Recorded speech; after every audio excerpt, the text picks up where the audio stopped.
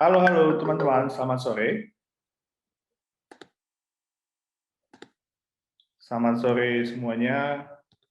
Apa kabarnya peserta PSU Wisdom Academy? Semoga sehat selalu dan jangan lupa selalu menjalankan protokol kesehatan.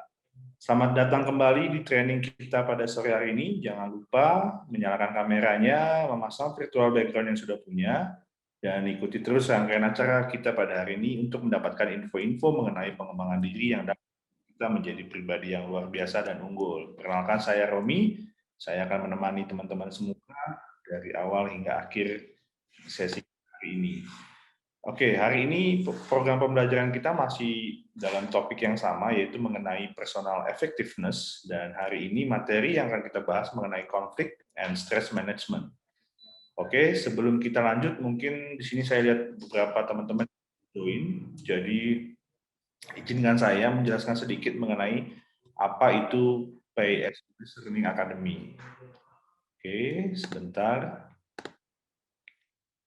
Jadi PSU Learning Academy ini merupakan sebuah inisiasi yang bertujuan untuk meningkatkan kualitas individu dalam segi pengembangan diri melalui berbagai kegiatan training yang berbiaya sesuai kemampuan para pesertanya. Dana yang terkumpul dari para peserta akan kita donasikan kepada kegiatan-kegiatan yang terkait dengan pendidikan. Dan PSWIS ini terselenggara dalam rangka anniversary Talent HRM di bulan Juli dengan tema berbagi untuk negeri. Acara ini disupport Jamiko Consulting, Kutak-Atik, dan Bantu.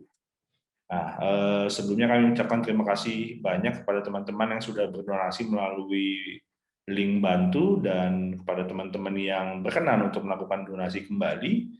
Pada chatbox teman-teman sudah saya sertakan sebuah link yang teman-teman bisa klik dan langsung berdonasi. Dan di chatbox juga sudah ada link yang teman-teman harus isi untuk registrasi ulang agar teman-teman bisa mendapatkan sertifikat setelah teman-teman mengikuti pelatihan hari ini. Jadi jangan lupa untuk mengisi link registrasinya ya. Fasilitator kita ini adalah Bapak Elvan Oki Pratama Suherman. Beliau ini mempunyai pengalaman mendalam dalam bidang marketing dan sales. Jadi pengalaman beliau dalam memimpin bidang ini di berbagai perusahaan inilah yang kemudian beliau sebarkan ke banyak orang dalam bentuk program pengembangan diri. Berbagai pengalaman ini dijadikan bahan diskusi yang mendalam agar peserta pelatihan bisa lebih cepat sukses dengan belajar dari keberhasilan dan kegagalan. Saat ini beliau adalah senior consultant and trainer dari PT Jamiko Karya Kreasi. Untuk itu langsung saja kita sapa Bapak Elvan. Halo Pak Elvan, apa kabar ya? Pak Elvan, apa kabar? Ya, selamat sore Pak, selamat sore teman-teman. Sehat, sehat. Puji Tuhan, sehat semua. Oke Pak Elvan, tanpa berpanjang lebar, layar saya berikan ke Pak Elvan, jadi bisa langsung masuk ke materi kita hari ini mengenai conflict and stress management ya Pak.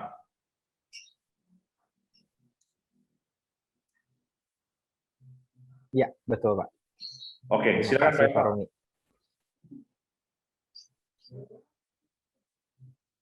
Baik, terima kasih. Selamat sore teman-teman. Oke, perkenalkan sebelum mulai acara hari ini, nama saya Elvan Oki Pratama Suherman, dan saya saat ini menjadi salah satu fasilitator dalam acara ini untuk memberikan sebuah materi dengan judul Stress and Conflict Management. Oke, teman-teman. Nah, sebelum kita mulai untuk sesi hari ini, sinyalnya agak kurang baik. Ya. Sebentar, Pak. Oke, udah jelas belum, Pak?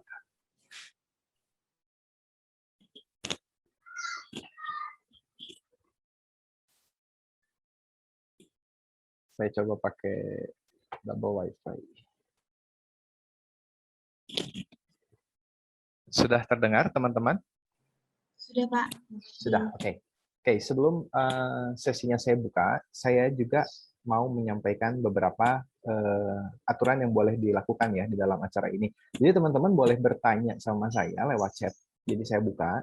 silahkan kalau misalkan ada yang nggak ngerti di dalam presentasinya, boleh ditanyakan langsung, gitu kan. Nanti saya akan tahu cepat Pak, atau misalkan kurang jelas, silahkan aja langsung buka chat box-nya, kemudian ketikkan di sana apa yang kurang jelas, apa yang mau ditanyakan. Saya akan coba menjelaskan sesimpel mungkin, biar teman-teman bisa mengerti dengan baik apa itu konflik dan stress management. Oke, teman-teman.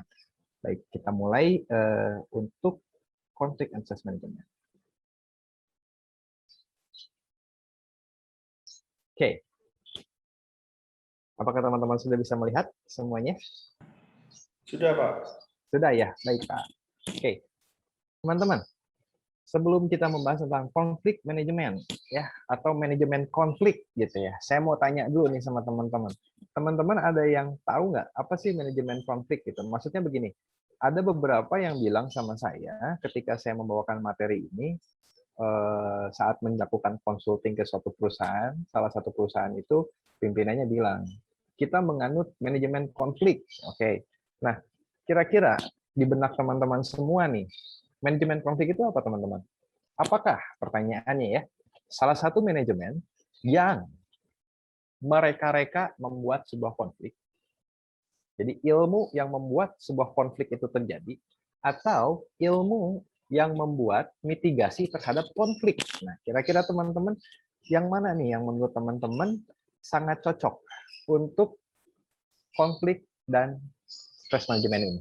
Apakah manajemen konflik itu adalah ilmu yang digunakan untuk membuat konflik, atau ilmu yang digunakan untuk memitigasi sebuah konflik, teman-teman?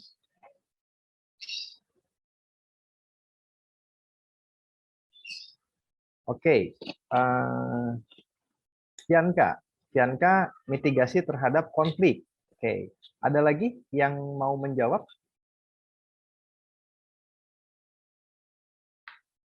Apakah mitigasi terhadap konflik atau ilmu yang membuat konflik, teman-teman?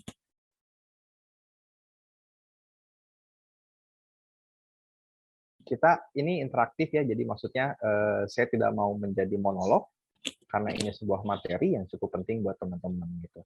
Jadi boleh untuk ini ya, untuk kita berdiskusi. Oke, mitigasi terhadap konflik, Pak Romi. Terima kasih Pak Romi. Oke, teman-teman, begini. Kalau kita berbicara tentang manajemen konflik, betul sekali bahwa manajemen konflik itu bertujuan untuk memitigasi sebuah konflik yang terjadi. Lalu, kenapa sebuah konflik itu bisa terjadi di dalam kehidupan kita, teman-teman?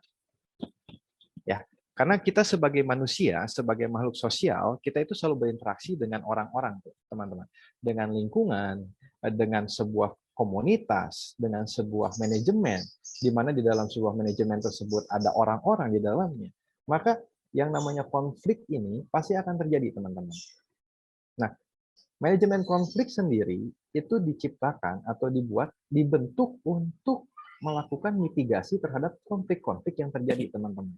Ya, jadi jika ada yang di depan nanti misalnya berkata, kita menganut sistem manajemen konflik, jadi pasti akan ada konflik. Nah, itu adalah pemahaman yang terbalik gitu ya.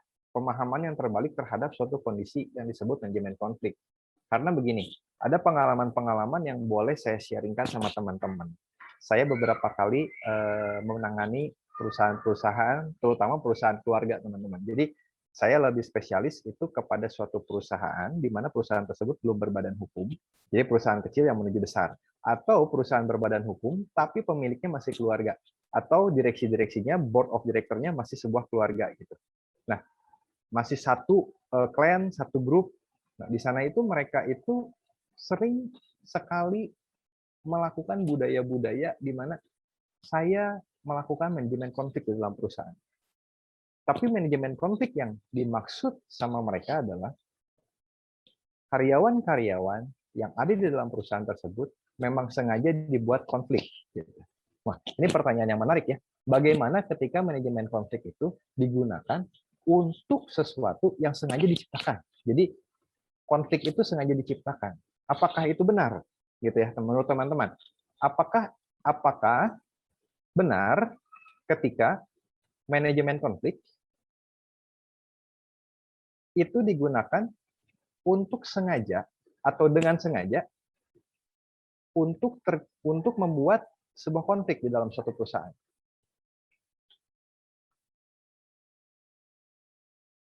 Menurut teman-teman, apakah ini dibenarkan?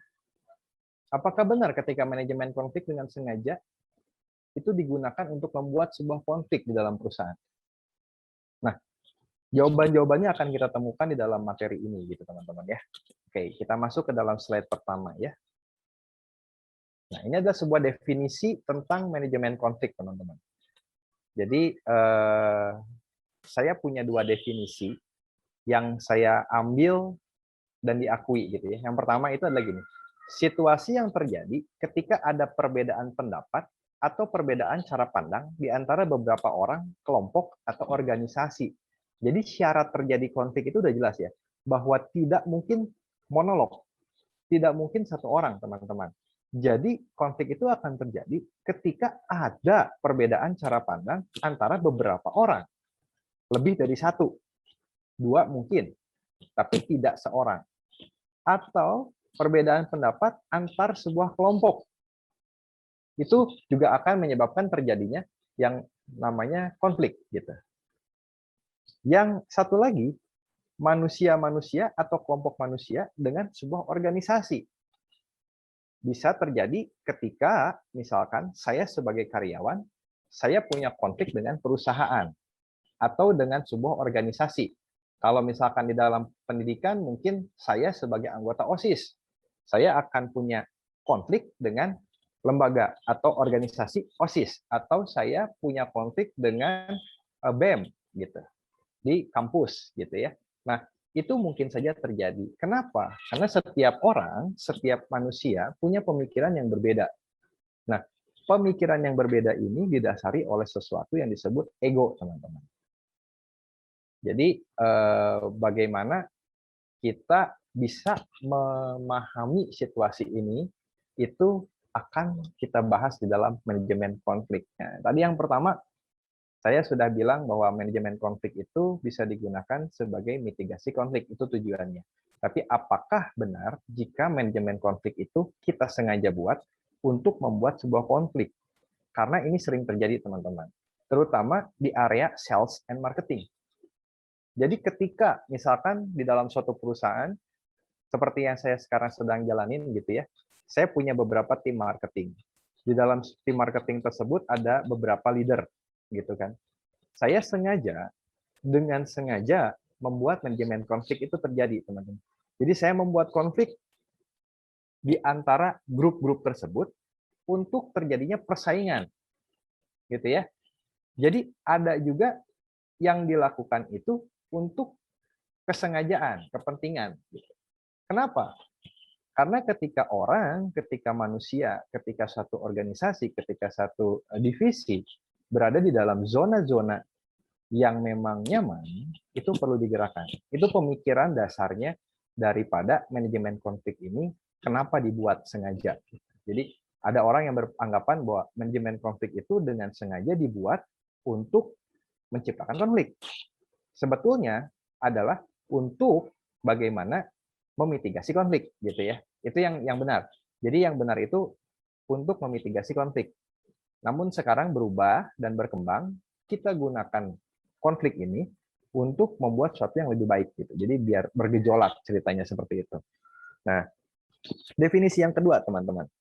Definisi yang kedua, sikap saling mempertahankan diri sekurang-kurangnya di antara dua kelompok yang memiliki tujuan dan pandangan yang berbeda, gitu ya. Dalam upaya mencapai tujuan, sehingga mereka berada dalam posisi oposisi, bukan kerjasama. Jadi ada kepentingan. Di sini sekurang-kurangnya dua kelompok yang memiliki tujuan atau pandangan berbeda. Kalau kelompok itu berarti bukan satu orang gitu ya. Mereka punya pandangan A dan B. Jadi bukannya bekerja sama, tapi menjadi oposisi gitu ya. Nah, ini yang sering diadaptasi oleh tim sales dan marketing di dalam perusahaan.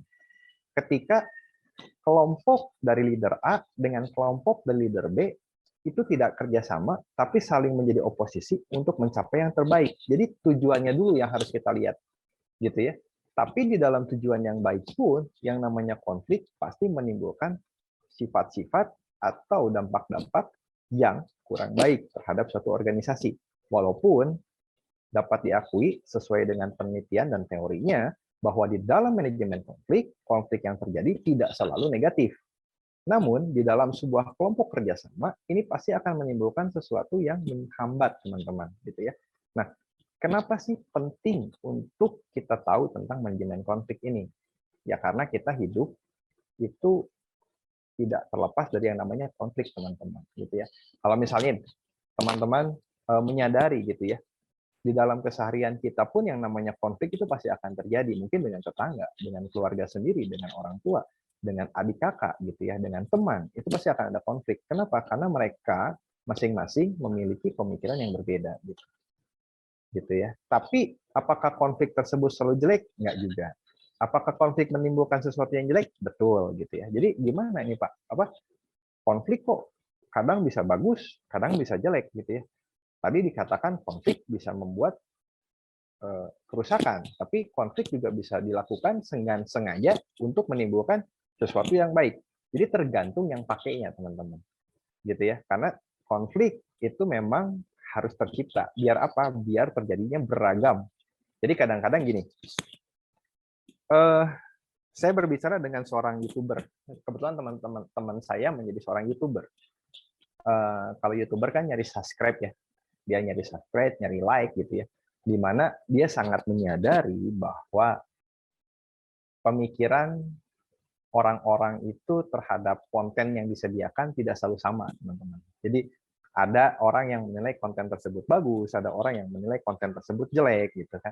Lalu saya bertanya, bro, gimana ya? Lu kan bikin suatu konten gitu ya.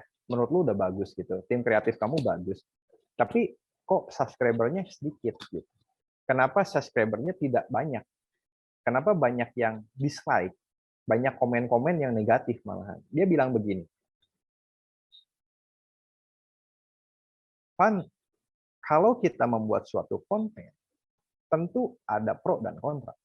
Ada dua pemikiran yang menyatakan bahwa konten tersebut bagus dan konten tersebut jelek. Nah, pertanyaannya adalah, bagus ini menurut siapa? Jelek ini menurut siapa?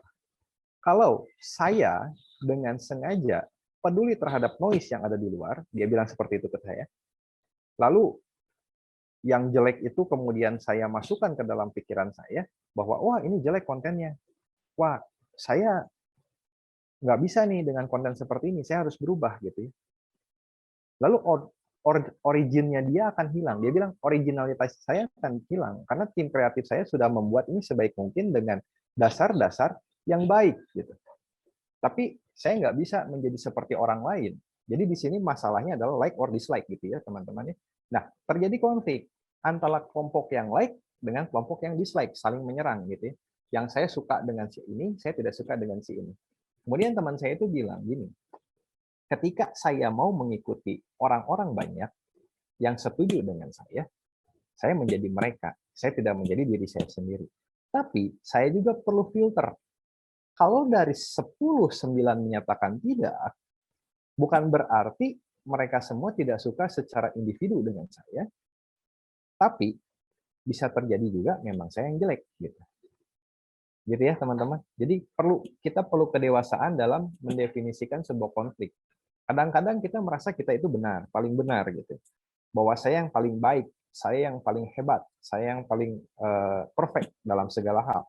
Kemudian 9 orang di sekitar kita bilang bahwa wah kita jelek. Lalu saya dengan pede, dengan percaya diri menyatakan bahwa enggak, pikiran saya itu benar. Nah, kita perlu kaji. Kalau dari 10, 9 menyatakan jelek, mungkin satu kondisi ya kamu benar. Tapi dalam kondisi lain, jangan-jangan saya yang tidak mau berubah gitu. Ya. Jadi oposisi itu kita harus atur, harus balance juga gitu ya. Jangan sampai karena udah ngikutin training ini, tenang. Definisi konflik itu adalah sikap saling mempertahankan diri. Sekurang-kurangnya di antara dua kelompok. Terus saya bertahan aja dengan apa yang saya pikirkan gitu. Saya bertahan dengan konten yang saya buat. Saya bertahan dengan pemikiran saya. Ternyata yang saya lakukan salah gitu teman-teman ya. Nah ini perlu kita sikapi dengan dewasa teman-teman. Bagaimana definisi konflik tersebut bisa masuk ke dalam konsep berpikir teman-teman gitu kan. Gitu ya. Oke, next. Nah, sekarang kita lihat di sini aspek positif dalam sebuah konflik. Bentar, teman-teman. Kok hilang? Aspek positif dalam sebuah konflik, teman-teman. Ya. Jadi, konflik itu dapat membantu setiap orang untuk saling memahami, teman-teman. Kenapa bisa saling memahami dengan adanya konflik ini? Karena tadi kita jelaskan bahwa ada dua perbedaan pendapat. Ya. Kalau dalam perusahaan, perbedaan tanggung jawab dan pekerjaan mereka masing-masing. Misalnya, yang sering banget saya hadapi, dan ini memang real terjadi, itu adalah perbedaan pendapat antara orang sales dengan accounting, dengan orang finance. Gitu ya. Pasti beda. Kalau finance mungkin akan lebih prosedural, karena dia memang harus mencatat, teman-teman. Tapi kalau marketing kan atau sales orang lapangan ya. Ketika kita bekerja di lapangan, teman-teman, tentunya segala sesuatunya action yang dilakukan itu berdasarkan kondisi lapangan. Kadang-kadang ada tim saya tidak membawa form. Kadang-kadang ada tim saya yang dengan sengaja dia mau mengambil tanggung jawab lebih untuk menerima pembayaran dari konsumen. Nah, itu akan menjadi konflik dari tim accounting atau tim finance karena akan disebut fraud. Karena ada aturan tertulis di dalam perusahaan bahwa tidak boleh menerima uang atau pembayaran dari konsumen. Nah, hal ini itu baik gitu. Baik dalam sisi ketika seorang marketing dengan orang finance disatukan, mereka berantem, tapi ketika konflik itu terjadi, konflik tersebut membantu setiap orang untuk saling memahami tentang perbedaan pekerjaan dan tanggung jawab mereka. Gitu. Kalau sales dan marketing kan tanggung jawabnya untuk sales. Gue nggak peduli, yang penting penjualan saya dapat. Tapi kemudian orang finance bilang, nggak bisa penjualan kamu dapat, tapi pencatatan saya harus bersih, harus rapih. Nggak bisa seperti itu. Kalau kamu nggak punya form, saya nggak bisa jalanin prosesnya. Penjualan itu tidak masuk di dalam target kamu. Nah, hal-hal seperti ini yang sering terjadi di dalam lapangan gitu ya. Oke. Yang kedua, memberikan saluran baru untuk komunikasi. Nah, ini maksudnya gimana sih? Sering terjadi seperti ini, teman-teman. Kondisi yang saya sebut seperti gunung es, silent gitu ya. Kadang-kadang antara divisi, antara individu, antar kelompok itu mereka saling diam, teman-teman. Ketika ada konflik, saya nggak mau bicara dengan dia. Saya nggak mau bicara dengan pacar saya. Saya nggak mau bicara dengan orang tua saya karena saya sedang berkonflik. Kemudian pertanyaannya adalah bagaimana kita bisa tahu apa yang dipikirkan lawan bicara kita ketika kita tidak berkomunikasi dengan mereka. Tapi kemudian karena saking lamanya dipendem, terjadilah sebuah konflik, teman-teman. Ketika terjadi sebuah konflik, ya apa yang terjadi, teman-teman? Mulai terbuka kan. Saya begini karena kamu bla bla bla bla. Saya begini karena kamu bla bla bla bla. Gitu. Nah, hal tersebut memang kurang baik, tapi memberikan saluran baru untuk komunikasi. Jadi komunikasinya akan lancar. Saya akan mengerti apa yang dipikirkan oleh dia. Saya akan mengerti apa yang dipikirkan oleh tim saya. Saya akan mengerti apa yang dipikirkan oleh lawan bicara saya. Nah, di dalam memberikan saluran yang baru untuk komunikasi ini, di dalam ilmu manajemen konflik, ada satu ilmunya sendiri, teman-teman. Namanya blind spot manager. Gitu. Bagaimana seorang manajer, seorang leader, melihat sisi yang tidak terlihat oleh pandangan dia gitu. Jadi kadang-kadang ya yang saya alami ya ketika saya pertama kali menjadi seorang leader, kan tidak mungkin tiba-tiba seseorang itu tiba-tiba jadi leader gitu. Pasti dari bawah mulainya. Nah, kebetulan saya merangkak memang dari posisi yang di bawah. Ada juga beberapa orang yang keluar sekolah langsung jadi leader, yaitu rezekinya bagus gitu. Tapi kalau saya tidak sebagus itu, saya merangkak dari bawah. Kemudian ketika saya di bawah, saya akan melihat pandangan saya sebagai seorang sales, bukan seorang manajer. Kenapa sih manajer gue ribet? Harus A, harus B, harus C. Kan yang penting adalah jualan. Gitu ya. Sama halnya ketika saya sebagai seorang anak. Kenapa sih orang tua saya ribet? Harus pulang jam segini, harus belajar, harus ada aturan jam makan siang, harus ada tidur siang, harus kerjain PR. Tapi kemudian setelah saya menjadi seorang ayah, orang tua, saya menyadari kenapa perlu memberikan aturan untuk ditentukan, untuk dilakukan sama anak-anak kita. Sama, ketika saya menjadi seorang sales, saya nggak nggak peduli gitu. Kenapa sih bos saya banyak ribet banget harus bikin sales daily, harus bikin kunjungan, visit report, harus bisa presentasi target kita gitu kan. Yang penting jualan aja. Saya achieve target, kemudian saya dapat gaji, udah gitu. Nggak usah ngeribetin saya setiap minggu harus bikin report dan lain sebagainya. Ternyata ketika saya menjadi seorang leader, saya memahami bahwa proses tersebut adalah untuk tracking, gitu ya. Nah, cuman bagaimana memberikan saluran baru untuk komunikasinya? Bagaimana saya mengerti terhadap apa yang pimpinan saya pengen? Bagaimana saya paham apa yang tim saya mau? Gitu ya. Di dalam semua instrumen ini perlu. Siapapun Anda dan apapun yang Anda lakukan, itu perlu, teman-teman. Anda seorang penulis, Anda perlu membuka saluran suara pembaca. Ya, Anda seorang seller, Anda perlu suara konsumen. Anda seorang pasangan, Anda perlu juga membuka komunikasi dengan pasangan Anda.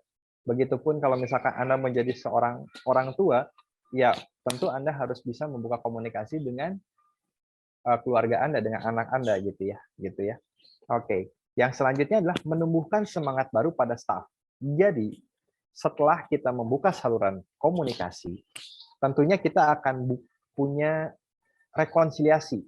Kita akan punya perbaikan di dalam sebuah tim, perbaikan di dalam sebuah hubungan, teman-teman. Gitu ya. Jadi kalau misalkan kita analogikan, saya pacaran dengan si A. Ketika awal PDKT, teman-teman kalau punya pacar, ketika PDKT apa yang dilakukan? Kalau saya waktu PDKT dengan pacar saya, pasti saya akan melakukan yang terbaik yang saya bisa. Karena saya nggak mau gebetan saya direbut sama orang, gitu kan ya, teman-teman ya. Pasti pengennya saya yang terbaik. Begitupun di sisi perempuan, di sisi wanita. Oh, saya nggak mau gampang-gampang banget didapetin. Saya maunya jaim lah gitu ya. Kalau makan sedikit gitu kan. Kalau mau dibayarin ini nggak, padahal pengen gitu ya. Si laki-laki juga sama. Mau nggak gue traktir, gue beliin, tiba-tiba beliin bunga, padahal uangnya pas-pasan gitu ya. Nah, apa yang terjadi teman-teman ketika sudah pacaran? Mulai nih ketemu sifat-sifatnya gitu kan. Oh, ternyata dia tuh orangnya seperti apa. Oh, ternyata pasangan saya tuh aslinya seperti apa gitu ya. Nah, hal ini kan menjadi konflik, teman-teman. Ketika ini terbuka, ketika ini terjadi, ketika teman-teman tahu realnya, kenyataannya, ini akan menumbuhkan semangat baru buat teman-teman untuk melakukan rekonsiliasi, perbaikan terhadap situasi yang terjadi. Begitupun di perusahaan, akan menumbuhkan semangat baru bagi para staf gitu. Jadi kadang-kadang gini, kenapa sih Pak Elvan itu sentimen sama saya? Itu yang sering dilakukan sama tim saya. Ada salah satu tim saya, boleh saya share, namanya Steven. Nah, dia seorang sales, jadi saya pernah marahin dia, terus kemudian dia merasa bahwa saya itu sentimen dengan dia, gitu. Karena dia selalu disalahkan, dia selalu menjadi orang yang kalau dalam meeting saya cecer gitu. Itu adalah paradigma di Steven, karena saya pun pernah merasakan hal seperti itu. Ketika saya sangat diperhatikan, tujuan pimpinan saya memperhatikan saya adalah karena dia peduli. Itu pun yang saya lakukan. Saya peduli terhadap Stephen karena saya tahu bahwa Stephen itu punya capability yang lebih. Saya tahu dia kalau didorong lebih lagi, dia akan menghasilkan sesuatu yang luar biasa. Tapi pada saat prosesnya, dia merasa bahwa saya itu sentimen sama dia gitu. Saya udah achieve 4, masih kurang. Saya sudah berusaha untuk 3 atau 5, masih ada salahnya, kata Pak Elvan. Jadi saya dikenal sebagai leader yang killer gitu ya di kantor. Kebetulan Steven ini adalah supervisor gitu ya. Jadi dia punya tim juga. Kemudian dia merasa bahwa saya itu adalah tim leader yang sangat killer gitu ya. Lalu ketika saya memberikan kesempatan untuk menyalurkan emosi sama dia, saya panggil dia ke ruangan saya dan kemudian saya bilang, ada masalah apa sih antara kamu dan saya? Dia dengan emosinya, dia bilang bahwa saya itu killer, selalu menyalahkan dia, dan lain sebagainya. Nah, Saat itu nggak enak teman-teman, karena suara meninggi, situasinya ego kita main masing-masing. Saya lebih tua, saya punya experience, saya lebih tinggi jabatannya. Siapkah kita ketika kita dikritik sama bawahan kita, sama rekan kerja kita, sama tim kita, gitu kan? Itu pertanyaannya kan. Nah, ketika kita bisa memanage konflik di dalam diri kita, ketika itu yang terjadi konfliknya konflik apa, teman-teman? Konflik antara saya dan Stephen, itu yang pertama. Yang kedua, konflik saya dengan diri saya pribadi. Yang ketiga, konflik seorang Elvan secara pribadi dengan Stephen secara pribadi, sekaligus Elvan sebagai marketing division head dengan supervisor. Jadi banyak konflik yang terjadi di dalam satu arena, gitu ya teman-teman ya. Kadang-kadang kita itu tidak melihat itu, tapi itu terjadi. Ketika saya berantem dengan orang tua saya, yang terjadi adalah Elvan secara pribadi dengan orang tua saya secara pribadi. Konflik yang kedua, Elvan sebagai anak dengan orang tua saya sebagai orang tua, gitu kan. Nah, sama di kantor. Saya sebagai marketing division head dengan tim saya, kemudian sekaligus juga Elvan seorang pribadi dengan Stephen seorang pribadi, gitu ya. Itu terjadi konfliknya. Yang ketiga, Elvan dengan Elvan sendiri. Stephen dengan Stephen sendiri. Jadi ada konflik batin, kan disebutnya seperti itu ya, teman-teman. Nah, itu konflik-konflik yang akan terjadi. Tapi ketika kita memberikan kesempatan untuk menyalurkan emosi, apa yang terjadi? Saya jadi paham. Apa yang saya inginkan, itu saya bisa sampaikan kepada Stephen. Secara pribadi. Jadi kita bisa memilah. Ketika kita punya critical thinking, yang udah mungkin teman-teman lakukan, udah teman-teman lewatin trainingnya, kita bisa memilah. Oh, ini masalahnya. Ntar dulu, kita pilah dulu, masalah pribadi atau masalah pekerjaan. Itu yang sekarang saya lakukan, teman-teman. Jadi saya selalu bilang sama tim saya, ntar dulu, saya, Elvan, tidak punya masalah dengan kamu, Stephen. Secara pribadi saya langsung batasin, saya nggak punya masalah dengan kamu. Yang bermasalah itu, si marketing division head sama supervisor. Jadi kita harus clear dulu, konfliknya di mana nih. Jadi konfliknya hanya di ranah pekerjaan, teman-teman. Jangan dibawa secara pribadi, jangan dibawa secara emosi, teman-teman. Itu yang penting. Jadi teman-teman harus bisa memilah gitu ya. Ini clue-nya nih. Saya dengan pacar saya konflik. Konfliknya sebagai apa? Status pasangan atau konflik tersebut saya pribadi dengan dia secara pribadi gitu. Ini berbeda gitu ya. Karena ketika saya berbicara tentang saya, ego saya tinggi. Kalau saya berbicara tentang Elvan secara individu, saya nggak mau dikalahkan. Begitupun mungkin dengan teman-teman. Karena apa? Karena kita punya keinginan, kita punya pemikiran yang belum tentu sama dengan dia. Gitu. Artinya, mau nggak mau, salah satu harus mengalah dong. Kamu harus ikut saya gitu kan. Tapi kalau kita naikkan ranahnya seperti ini, jadi saya sebagai marketing division head dengan kamu sebagai supervisor, itu akan ketemu di tengah. Oh, saya nggak bisa, jam kerja saya 8 jam. Oke, saya nggak bisa menuntut lebih, karena jam kerja kamu secara aturan 8 jam. Siap. Tapi saya punya target yang diberikan sama owner. Dan kamu masuk di dalam ranah bagian tim untuk mencapai target tersebut. Kontribusi kamu apa? Oh, saya sudah melakukan ini, A, B, C, D, F, G. Oke, kita evaluasi ya. A udah bagus, B udah bagus, C yang kurang. Nah, C kurang ini harus dilakukan oleh kamu sebagai supervisor, bukan sebagai Stephen, sebagai individu. Oh iya, paham, Mbak. Karena ini merupakan tanggung jawab kerja saya. Mereka akan tahu perbedaan pekerjaan dan tanggung jawab mereka. Tim saya cenderung merasa bahwa Elvan itu nyuruh-nyuruh doang, bikin target yang besar, didistribusikan, clear. Dia hanya duduk di meja, udah gitu nerima laporan. Saya punya pemikiran secara pribadi, ini tim gue kurang ajar. Udah saya bikin rumusan target yang harus dicapai, udah saya bikin juga kewenangan-kewenangan yang bisa mereka lakukan untuk mempermudah pekerjaannya, tapi mereka tidak melakukannya, ujung-ujungnya owner akan bertanya sama siapa? pasti sama saya, nggak mungkin sama mereka kan. Nah, artinya ujung-ujungnya saya lagi yang kerja. Itu pemikiran saya secara pribadi. Tapi kemudian ketika saya sudah berkembang dan bertumbuh, saya bisa membedakan di mana saya harus bersikap.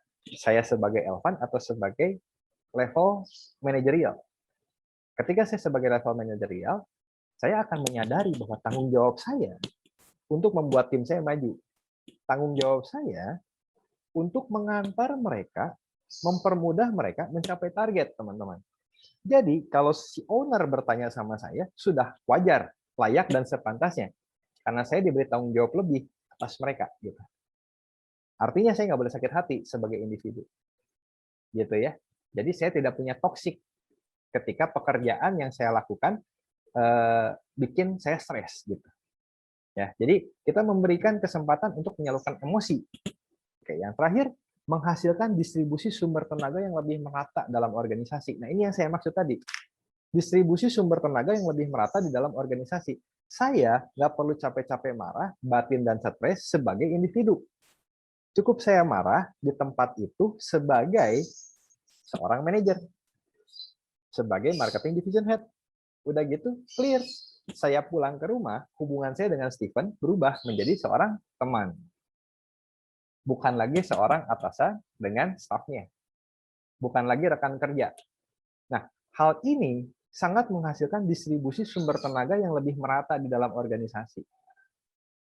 Karena kalau kita stres, karena adanya konflik, stres tersebut akan kita bawa kemana-mana, teman-teman. Itu sama aja seperti kita itu membawa sampah di dalam diri kita. Setiap hari kita pinggul itu sampah, lama-lama kita capek. Produktivitasnya tinggi nggak kira-kira? Enggak. Kerja itu akan serasa mencekam, teman-teman. Ketika datang ke kantor itu udah pikirannya, aduh, saya pasti ditanya sama bos saya besok kemana. Aduh, target saya belum achieve. Setiap akhir bulan itu akan menjadi suatu nightmare gitu ya, teman-teman. Itu di dalam pekerjaan. Di dalam sekolah pun sama. Ketika kita belum paham bahwa kita sebagai pelajar dan sebagai individu pribadi, kita akan merasa sekolah itu terbeban. Waduh, saya kalau sekolah ujian, gimana ya? Waduh, sekarang belajarnya online, saya kurang paham. Gimana saya mau UN? Bagaimana saya mau masuk ke perguruan tinggi? Bagaimana tersebut yang membuat saya tidak bisa lepas, tidak bisa menjadi individu yang lebih merdeka lagi, teman-teman. Terkungkung, gitu ya. Nah, dengan kita menyadari siapa saya, konflik apa yang saya lakukan, saya sedang berjuang di dalam konflik mana, sebagai siapa dan apa, maka distribusi sumber tenaganya akan lebih merata, teman-teman. Baik itu di keluarga, di perusahaan, ataupun di pendidikan. Ya, dimanapun kita harus paham konflik mana, gitu ya. Jangan suka disatu-satuin. Kadang ada orang bilang gini, kalau terutama dalam hubungan relasi ya, relasi pasangan yang paling gampang, yang biasanya saya suka jadiin contoh. Cewek itu kalau marah kayak makan spaghetti, bener atau enggak? Jadi maksudnya gini, kalau spaghetti itu kan kayak mie ya, diaduk semua kemana-mana. Gitu. Kesalahan saya 2 bulan lalu bisa diungkit, teman-teman. Karena seperti spaghetti gitu ya. Kalau laki-laki itu marah kayak pizza. Per piece. Jadi kalau masalahnya tentang A, ya dia akan seputar A aja. Ya ini adalah kebanyakan dari risetnya gitu, bahwa laki-laki itu kalau marah itu seperti makan pizza. Jadi kalau masalahnya adalah masalah ekonomi, ya dia hanya ekonomi. Kalau masalahnya masalah kurang perhatian, ya hanya kurang perhatian. Tapi kalau perempuan secara penelitian ya, bukan saya diskriminasi gender, enggak. Dia akan marah seperti spaghetti. Jadi akan teringat segala sesuatu yang sempat terjadi di dalam suatu hubungan tersebut, akhirnya dikeluarkan dan diluapkan. Gitu. Nah, apakah salah? Tidak. Menurut saya ini adalah hal yang positif kalau kita tahu masing-masing. Saya sebagai laki-laki seperti apa, dia sebagai perempuan seperti apa. Sehingga kita bisa mengerti, memahami perbedaan pola pikir kita, memahami tanggung jawab kita. Gitu ya. Jadi konflik itu jangan takut, teman-teman. Karena konflik juga bisa kita sikapi dengan positif, gitu ya, tanpa menghilangkan dampak dari konflik ya. Jadi setiap konflik itu saya tidak menyarankan itu terjadi gitu ya, karena konflik itu pasti menimbulkan dampak, bukan resiko ya, dampak.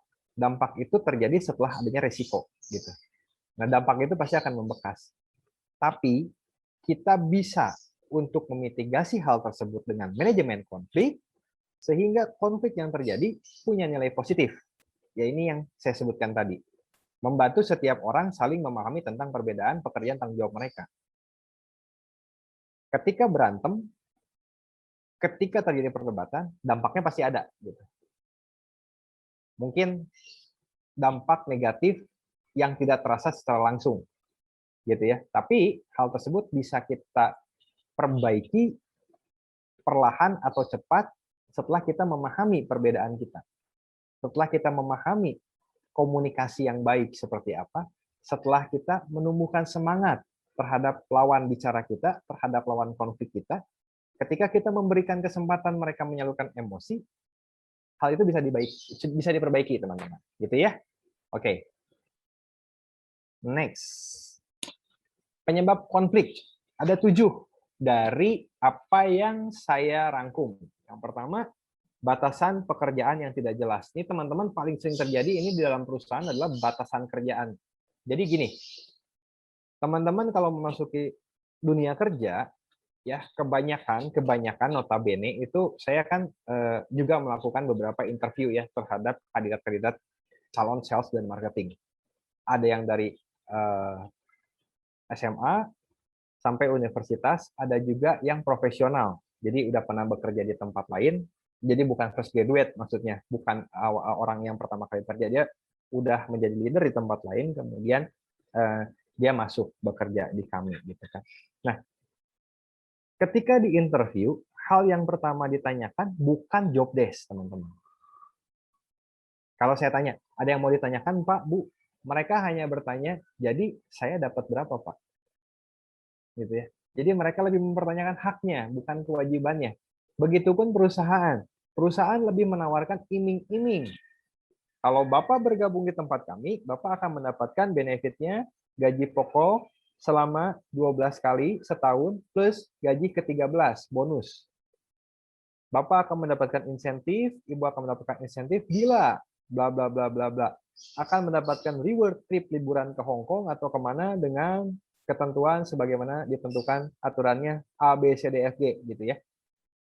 Tanpa kita memberitahu pekerjaannya sampai mana, Pak. Tanggung jawab Bapak itu sebagai seorang sales itu sampai mana? Ya, kalau kita berbicara batasan berarti otoritasnya sampai mana? Apakah dari mulai penjualan sampai pembayaran atau cuman penjualan saja? Ketika dia gagal bayar, tanggung jawab siapa? Nah, itu tidak pernah dijelaskan, teman-teman. Jadi saya juga sering banyak menegur HRD untuk memberikan batasan pekerjaan. Jangan sampai memberikan hanya benefitnya aja sebagai iming-iming karena sulitnya mencari pekerja. Jadi gini, teman-teman kalau lihat ya di yang mencari kerja sulit banget nyari kerja ya. Ternyata di perusahaan juga sulit juga mencari kandidat, teman-teman. Yang ngelamar banyak, tapi yang dipilih yang bagus itu sulit. Pertama, kesulitannya adalah satu, sulitnya mendapatkan gaji yang sesuai dengan ekspektasi. Salary yang sesuai. Perusahaan punya budget, teman-teman. Yang kedua, ketika kita sudah tahu bahwa orang tersebut itu bagus, kadang-kadang ada aturan-aturan kultur perusahaan yang tidak bisa diterima sama orang tersebut. Misalnya, bersedia ditempatkan di mana saja, sebetulnya orangnya nggak mau. Akhirnya poin tersebut dihilangkan. Atau misalnya ada beberapa perusahaan yang tidak menahan tapi menitipkan ijazah. Walaupun sudah tidak dilegalkan. Tapi ada perusahaan yang menitipkan seperti itu dengan tujuan untuk menjaga kepercayaan karena berhubungan sama uang. Gitu ya. Nah, itu ada juga yang terjadi, teman-teman. Nah, ini harus jelas nih. Batasan pekerjaannya harus jelas sampai mana gitu ya. Atau hak-haknya itu sampai mana gitu harus jelas. Hambatan komunikasi. Hambatan komunikasi ini juga perlu dipikirkan, teman-teman. Jadi jangan kita sering ngerasa nggak enak ya, Aduh, kalau saya ngomong nggak enak. Nah, ini itu susah bicaranya kenapa? Karena budaya, teman-teman. Jadi kalau saya itu berbicara tentang hambatan komunikasi ini, itu awalnya dari keluarga. Jadi saya sudah sama istri saya sempat membahas tentang hambatan komunikasi. Kenapa sih notabene kita untuk berbicara itu canggung? Kadang ada orang yang belak-belakan, dibilangnya, kamu tuh kalau ngomong nggak tahu tata krama, gitu ya. Kita akan lebih senang sama orang yang ngomongnya halus, ngomongnya ramah, kemudian ngomongnya itu tidak nyakitin hati. Jadi misalnya saya tidak sopan depan dia pun, dia akan menegur saya dengan halus gitu ya. Atau bahkan tidak menegur karena takut saya marah gitu ya. Nah, hal tersebut tuh saya renungkan, saya bicara dengan istri saya, ternyata dimulai dari keluarga. Dari kapan? Dari kita kecil, teman-teman. Ketika seorang anak belajar berbicara, kemudian seorang anak, tentunya di angkatan saya ya teman-teman ya, di angkatan baby boomers. Jadi bukan di generasi XYZ, bukan di Z tentunya. Mungkin yang sekarang sudah banyak perbaikan, tapi yang pendahulu gitu ya, itu didikannya masih masuk ke dalam ranah-ranah didikan Belanda yang keras gitu. Jadi ada aturan yang memang bagus juga, cuman banyak orang tua yang keras saat zaman itu ya. Jadi ketika kita mau bicara itu kita harus tahu, oh kamu tuh bicara sama orang tua, hati-hati kamu bicara. Gitu ya. Seakan-akan bahwa orang tua akan selalu benar. Gitu ya. Jadi kita sebagai anak itu terbatas untuk bicara. Nah, hal ini menjadi suatu kebiasaan, teman-teman. Menjadi suatu habit, ya. Habit ini yang menyebabkan kita punya hambatan komunikasi ketika kita di sosial. Kadang-kadang kita merasa, aduh saya nggak enak nih untuk bicara sama orang ini. Kalau misalkan dia itu ternyata salah, tegur dong. Nggak enak, gue takutnya jadi ribut. Janganlah, jangan jadi konflik. Hal tersebut ternyata menjadi sumber konflik. Akan lebih baik ketika kita jujur, terbuka terhadap orang tersebut. Walaupun yang namanya lisan kadang-kadang dipakai, itu seperti pedang ya, dipakai sama dokter atau sama pahlawan ya bisa menyembuhkan, tapi kalau misalkan dipakai penjahat ya bisa membunuh gitu ya. Tapi kalau kita punya pola pikir framing yang benar, yang jelas, ketika kita berbicara tentang komunikasi tersebut, kamu salah. Harusnya kamu A, B, C, D, F, G. Nah, itu malah mencegah terjadinya konflik, teman-teman. Gitu ya. Bukan menjadi sumber konflik. Tapi kalau kita tidak bicara yang sesungguhnya, kadang-kadang kita menyembunyikan kebenaran hanya untuk terkesan baik sementara, justru menjadi sumber konflik, teman-teman. Kita tahu ada sampah dibuang di depan kita, misalkan gitu ya, lalu kita diam aja. Kalau di sekolah kan sering terjadi seperti itu, guru sering mengingatkan, kalau ada teman kamu yang membuang sampah, silahkan diambil gitu ya, ditegur gitu ya. Kalau buang sampah sembarangan. Tapi kadang-kadang nggak enak nih, takut, atau bahkan powernya mereka lebih kuat daripada kita sehingga kita takut untuk menegur gitu ya. Nah, ini hambatan komunikasi ini adalah sumber konflik ya. Ketika saya pernah kerja di bank di awal karir saya diajarin tentang satu aturan yang disebut fraud gitu ya, korupsi. Nah, aturan tersebut itu sangat ditekankan dengan pegawai-pegawai bank gitu ya. Fraud itu salah satunya korupsi. Korupsi itu terjadi kapan? Ketika kalian tahu, kalian mengambil HVS punya kantor, dibawa pulang ke rumah. Itu sudah korupsi, teman-teman. Jadi bukan hanya berupa uang. Teman-teman ngambil HVS di kantor, kemudian dibawa pulang ke rumah untuk dipakai pribadi, itu sudah korupsi. Teman-teman tahu nih, waktunya pulang jam 5 teng. Tapi teman-teman, jam 5 kurang 10, sudah beres-beres, itu sudah korupsi waktu, teman-teman. Nah, apakah saya sebagai karyawan berani menegur? Itu yang ditantang sama timnya, tim fraud waktu itu. Jadi ada satu tim di mana tim tersebut menjadi KPK-nya di dalam bank tersebut lah kurang lebih gitu ya. Nah, mereka itu menanamkan pendidikan-pendidikan moral seperti itu di mana saya harus berani menegur teman saya ketika teman saya mengambil sesuatu yang bukan miliknya walaupun hanya selembar kertas, teman-teman. Baik itu atasan saya, baik itu rekan kerja saya. Itu yang ditekankan. Sehingga apa? Sehingga saya harus belajar mengatasi yang namanya hambatan komunikasi. Aduh, nggak enak itu bos gua, gimana ya? Saya harus ngomongnya gitu. Aduh, nggak enak ini teman dekat saya gitu. Tapi saya harus wajib melaporkan Karena kalau tidak, saya terindikasi membantu, gitu ya. Jadi challenge-nya seperti itu. Kenapa ada challenge-nya? Karena ternyata kita diawasin, gitu. Jadi sengaja ada skenario yang dibuat, teman saya ngambil kertas, lalu saya tidak menegur.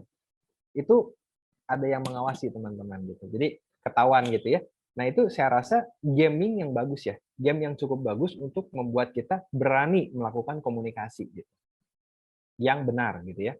Yang ketiga adalah tekanan waktu. Tekanan waktu menyebabkan konflik karena kenapa disebut tekanan waktu? Kalau kita berbicara tentang target, hidup kita selalu punya target, punya goal teman-teman ya. Ada goal ujian, goal naik kelas, goal dapat gaji lebih besar, goal untuk mencapai target kita, achiever gitu ya. Kita kalau misalnya dapat A, trip kemana gitu, itu ada waktunya, ada deadline-nya gitu teman-teman. Nah, ketika tekanan waktu ini menjadi prioritas, gitu, aduh nggak ada waktu lagi, udah mendesak gitu. Ini akan menjadi penyebab konflik, gitu ya. Waktu ini akan menjadi konflik, gitu. Standar peraturan dan kebijakan yang tidak masuk akal. Nah, ini yang nomor 4 ini banyak sekali terjadi di perusahaan, teman-teman. Contohnya, kenapa banyak standar peraturan dan kebijakan yang tidak masuk akal itu sering dilakukan sama HRD hanya untuk mempermudah pekerjaannya, gitu ya. Contoh gini, ketika seorang karyawan datang tidak tepat waktu, akan otomatis dipotong. Ini pernah saya alamin.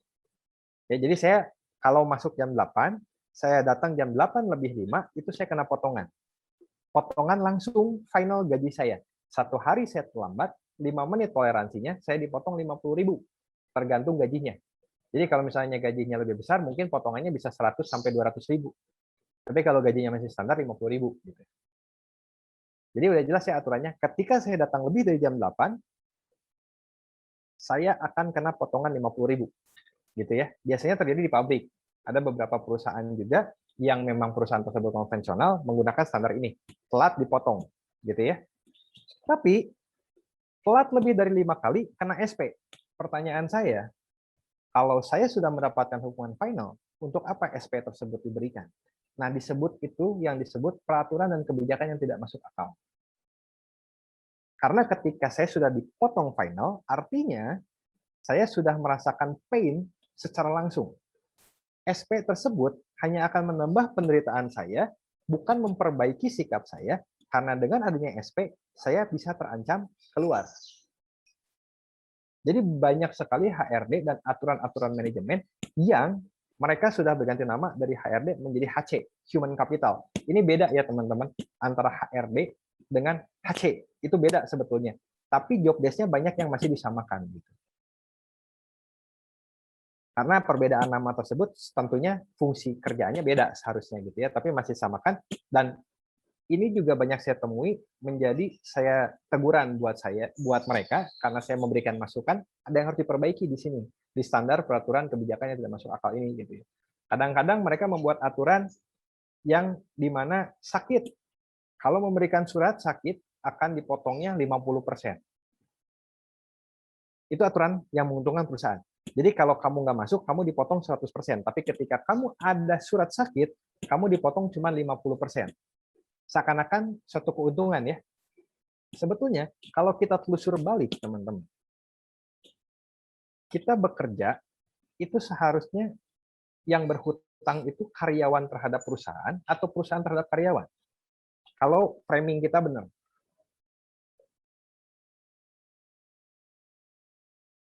Karena kita bekerja dulu selama 1 bulan, baru kita mendapatkan gaji. Artinya, kita itu mendapatkan upah harian yang dirubah menjadi bulanan.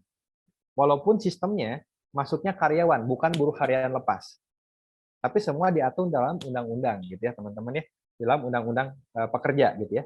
Nah, tapi kebanyakan, karena kita butuh pekerjaan, kita lakukan itu. Nah, ini saya banyak temui owner-owner yang seperti ini, teman-teman. Jadi saya banyak bicara dengan owner-owner untuk memperbaiki sistem ini. Mereka itu seakan-akan punya karyawan, bahwa karyawan itu banyak hutangnya ke perusahaan. Padahal yang berhutang upah itu adalah perusahaan terhadap karyawan. Gitu ya. Dan kebanyakan notabene orang-orang yang di dalam perusahaan tersebut mencari aman.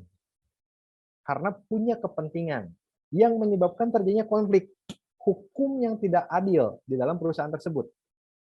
Ini yang saya benerin gitu teman-teman. Ini pekerjaan saya sekarang. Jadi saya ketemu dengan owner, saya lihat sistemnya, kemudian saya lihat, coba ketenaga kerjaan kamu, saya lihat aturannya seperti apa. Oh, yang ini masuk akal, yang ini nggak masuk akal, yang ini harus dirubah. Itu. Jadi saya lebih memberikan konsultasi kepada mereka, memberikan masukan-masukan yang tentunya akan menjadikan karyawan tersebut being human. Jadi kalau sekarang kan harus humanis ya.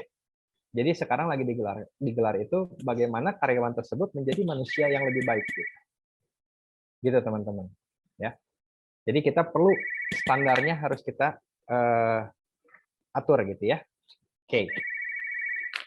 Pertikaian antar pribadi. Pertikaian antar pribadi juga perlu kita perhatikan karena yang tadi saya bilang ketika kita bertikai, ketika kita menjadi terjadi konflik antara saya dan dia, itu konfliknya antara siapa dulu. Kalau antara pribadi ini susah nih. Tapi kalau konfliknya antar saya sebagai manajer dengan seorang supervisor, ini bisa selesai dengan cepat. Tapi kalau sudah baper, wah kamu menghinanya udah keterlaluan, saya sebagai pribadi sakit hati, nah ini susah gitu. Makanya ini menjadi salah satu penyebab konflik gitu ya. Perbedaan status. Nah, perbedaan status juga menjadi penyebab konflik. Kenapa? Ya jelas sebetulnya kalau status itu, kalau di perusahaan terutama ya, itu pasti punya privilege khusus ya antara seorang manajemen atau orang-orang yang masuk dalam board of director, BOD, dengan staff. Itu pasti beda statusnya.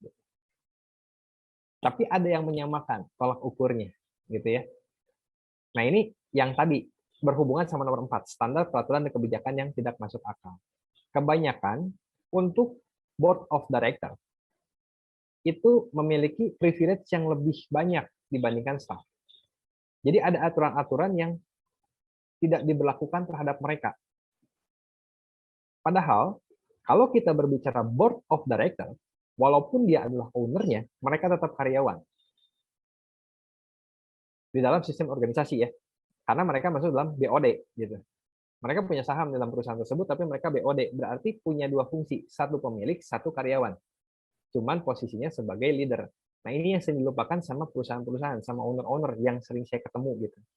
Bahwa Anda itu digaji sama perusahaan Anda. Karena kalau owner sudah bisa mengambil uang dengan seenaknya, privé gitu ya maksudnya, berarti perusahaannya nggak sehat. Nah kalau perusahaan yang sehat biasanya owner tersebut bekerja di sana dan mendapatkan gaji yang layak sesuai dengan pekerjaannya. Nah bagaimana kalau saya punya perusahaan kemudian saya tidak bekerja, maka kamu akan mendapatkan hanya dividen saja. Tapi kalau saya punya perusahaan, saya ikut bekerja di dalamnya, maka perusahaan tersebut harus bisa menggaji saya dengan layak sesuai dengan pekerjaan saya. Kenapa? Karena ketika nanti saya naik lagi, saya menjadi komisaris atau saya tidak masuk dalam manajemen, saya tahu standar gaji direktur itu berapa. Karena pekerjaan apa yang harus dilakukan. Gitu. Nah, itu perusahaan yang cukup sehat. Itu seperti itu. Jadi, perbedaan status tersebut harus diikuti dengan standar peraturan yang jelas gitu ya. Yang ketujuh, yang terakhir adalah harapan yang tidak terwujud, teman-teman. Jadi banyak ekspektasi-ekspektasi yang harapan palsu, PHP, pemberi harapan palsu gitu. Nah, ini lagi musim kan sekarang gitu.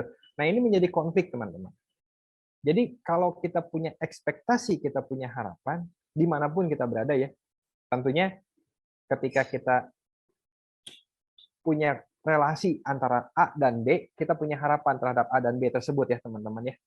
Bagaimana si A itu berharap si B akan bagaimana, si B berharap si A akan bagaimana. Nah, harapan yang tidak terwujud ini baik di organisasi, di dalam lingkungan keluarga, di dalam lingkungan pekerjaan, pendidikan, di dalam lingkungan sosial, kalau tidak terwujud akan menyebabkan konflik gitu teman-teman.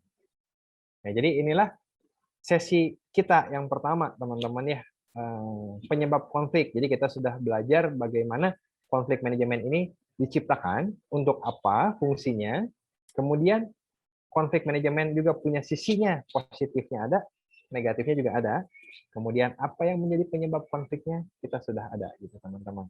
Nah ini sesi 1 harusnya tadi jam 5 gitu ya, cuman karena harus dijelasin ya satu-satu jadi kita terlambat gitu ya teman-teman, late, saya mohon maaf.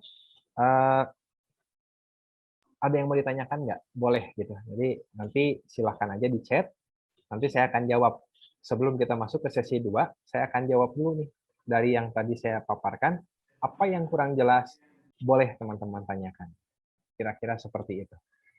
Waktu dan tempatnya saya kembalikan, Pak. Oke. Makasih Pak Alvan. Ya, tadi teman-teman, kalau ada Sama-sama, pertanyaan, Pak.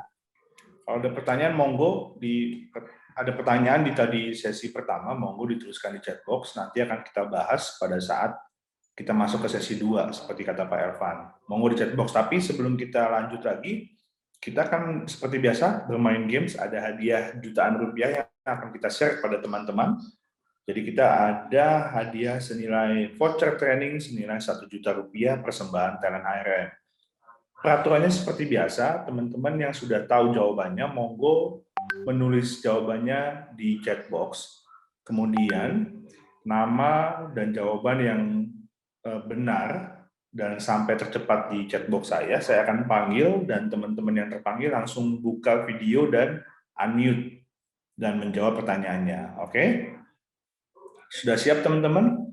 Bagi yang sudah menang di hari ini, hanya boleh menang sekali per harinya.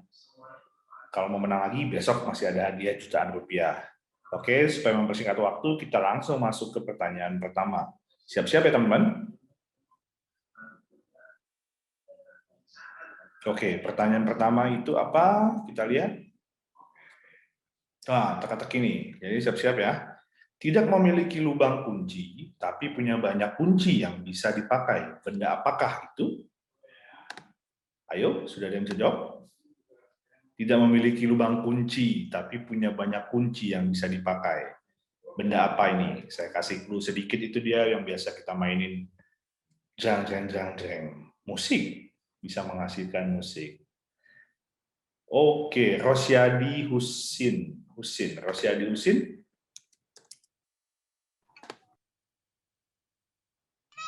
Rosyadi. Ya, Pak. Ya, dari mana? Apa kabar? Di Cilacap. Wih, oh ini pernah nih Rosyadi menang nih. Udah pernah menang ya Rosyadi ya sebelumnya ya? Iya, 4 kali. Berarti ini kelima nih. Ya, Wih, hebat Rosyadi. Coba jawabannya apa Rosyadi? gitar. Oke dia, kita lihat Rosyadi dari Cilacap. Jawabannya gitar. Yeay, Rosyadi, selamat ya. Dapat Ya, voucher terima kasih. kelima. Voucher kelima senilai 1 juta rupiah dari Talent HRM. Nanti akan dihubungi oleh pihak panitia. Oke, kita lanjut ke pertanyaan kedua. Siap-siap teman-teman. Pertanyaan kedua, tebak kuliner. Kue tradisional khas Betawi. Nama berasal dari bentuknya yang menyerupai kelopak bunga. Dan proses membuatnya digoyang-goyang hingga adonan terlepas dari cetakan. Nama makanannya apa nih? Kue apa khas Betawi? Ada yang bisa jawab? Yang bergoyang-goyang, bentuk. Oke, ini dia ada yang bisa menjawab. Novita masih, oke, Nanda Anisya. Nanda aslinya sih masih salah, Nanda Anisya masih salah. Ini yang benar saya Astari, sorry. Astari.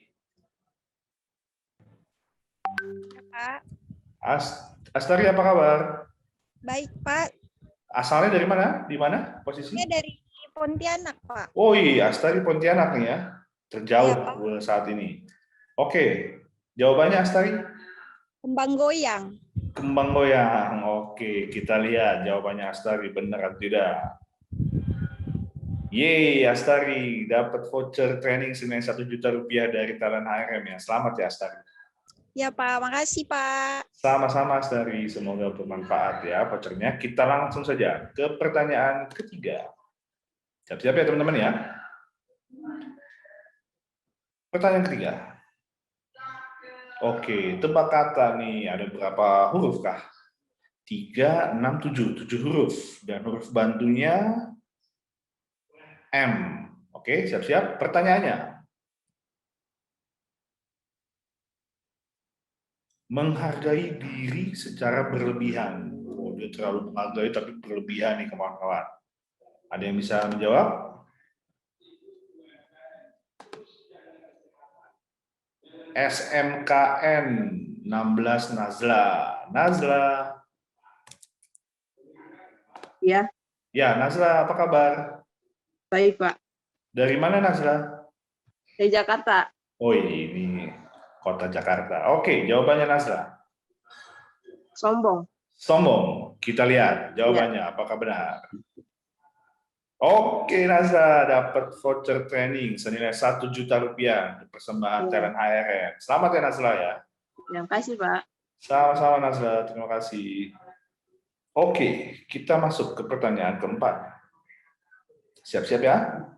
Jangan sampai salah ketik. Kita masuk teka-teki. Buah apa yang huruf awalannya adalah Z? Ayo.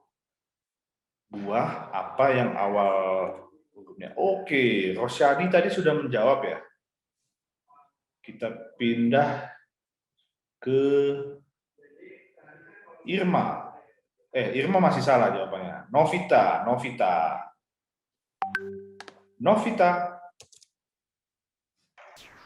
Halo Pak, selamat sore. Sore Bu Novita nih. Ini pelanggan tetap nih Novita. Udah hadiah keberapa nih berarti Novita? Kemenangan keberapa? Iya Pak. Oh, ketiga. 4 kayaknya deh, Nov. Kalau ini benar. Lupa ya. Oke, jawabannya Novita.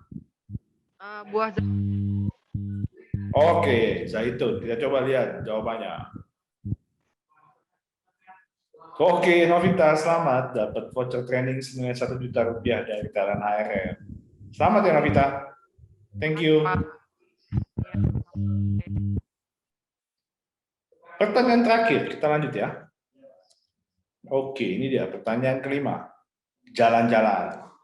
Ada suka jalan-jalan. Museum ini dahulu merupakan Balai Kota Batavia, dibangun pada 1707 sampai 1710. Pemerintahan Gubernur Jenderal John van Horn. Istana Dam di Amsterdam, museum apakah ini? Oke, ini yang pertama menjawab Jessica. Jessica masih ada kesalahan pengetikan, tampaknya Afifah nih, ternyata maaf ya, Jessica masih ada salah pengetikan. Afifah Mawarni. Afifah, Iya, Pak. apa kabar, dari mana? Alhamdulillah sehat dari Jakarta. Ois, Jakarta. Monggo, jawabannya. Museum Fathahila. Oke, kita lihat. Jawabannya adalah Fathahila. Oke, selamat ya Afifah ya. Dapat voucher training senilai 1 juta rupiah dari talent HRM. Iya, Pak. Makasih. Semoga bermanfaat buat teman-teman yang menang. Nanti akan dihubungi oleh panitia mengenai vouchernya dan gimana cara penggunaannya. Mudah-mudahan bermanfaat buat teman-teman semuanya. Oke, kalau begitu teman-teman, hari ini begitu permainan kita. Jadi saatnya sekarang kita lanjut ke sesi kedua dari materi hari ini. Dan buat teman-teman yang ada pertanyaan, monggo langsung dituliskan di chat box. Nanti akan langsung dibahas oleh Pak Elvan. Oke? Jadi Pak Elvan, gimana? Kita bisa ready? Bisa, Pak. Siap. Oke, kalau begitu. Teman-teman, saya ingatkan sekali lagi, langsung memberi pertanyaan di chat box, atau nanti kalau mau interaktif langsung dengan Pak Elvan, kita akan buka sesinya, atau Pak Elvan akan menginvite teman-teman untuk berbicara langsung. Jadi, jangan ragu, gunakan kesempatan untuk bertanya sebanyak-banyaknya. Karena materi ini sangat berguna buat kita, pengembangan pribadi kita. Oke, monggo Pak Elvan ya. Ya, sama-sama, Pak. Oke, teman-teman, ada yang mau bertanya? Saya buka pertanyaan nih untuk sesi pertama tadi. Boleh di chat box.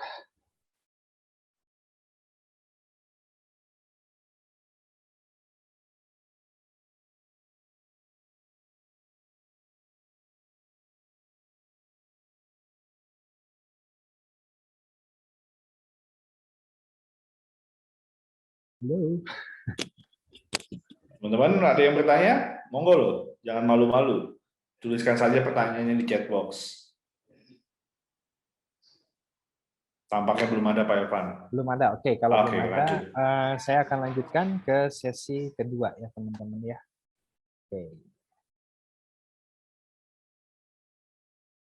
Oke, kita masuk ke bagaimana melakukan pengelolaan konflik, teman-teman. Oke, pengelolaan konflik ini kita bisa lakukan dengan 4 cara, teman-teman. Yang pertama adalah disiplin Mempertahankan disiplin dapat digunakan untuk mencegah terjadinya konflik ya. Jadi disiplin dalam segala hal, teman-teman. Maksudnya, kita disiplin ketika kita tahu aturan yang berlaku, teman-teman. Di dalam suatu perusahaan, di dalam suatu lingkungan kehidupan, apapun, gitu ya. Kita punya disiplin. Gitu. Disiplin ini kalau kita lakukan dengan baik, kita akan mencegah atau mengelola konflik itu terjadi. Yang kedua adalah pertimbangan pengalaman dalam tahap kehidupan. Nah, ini saya sebagai contoh di sini perawat ya. Konflik dapat dikelola dengan mendukung seorang perawat untuk mencapai tujuan sesuai dengan pengalaman dan tahapan hidupnya. Misalnya perawat junior yang berprestasi dapat dipromosikan untuk mengikuti pendidikan ke jenjang yang lebih tinggi. Sedangkan bagi perawat senior yang berprestasi dapat dipromosikan untuk menduduki jabatan yang lebih tinggi. Ini kalau kita bicara tentang perawat. Kenapa perawat? Karena di dalam situasi sekarang kita sangat tahu bahwa selain dokter, selain tenaga ahli kesehatan, perawat-perawat juga sangat berjasa untuk membantu kita ya di dalam menghadapi COVID-19 yang saat ini sedang terjadi di dunia ini ya. Nah, jadi kita harus sadar gitu. Sebagai pihak manajemen itu bagaimana kita mendukung mereka untuk mencapai taraf hidupnya yang lebih baik. Gitu. Begitupun sebagai seorang karyawan di perusahaan-perusahaan lain atau seorang siswa ketika sekolah tersebut tahu bahwa siswa tersebut berprestasi gitu ya. Jadi kita harus punya pertimbangan, teman-teman. Yang ketiga, komunikasi. Satu komunikasi yang baik akan menciptakan lingkungan yang apik dan kondusif gitu ya.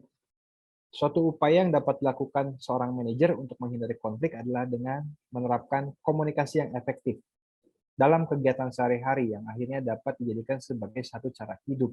Nah, komunikasi yang efektif itu seperti apa, teman-teman?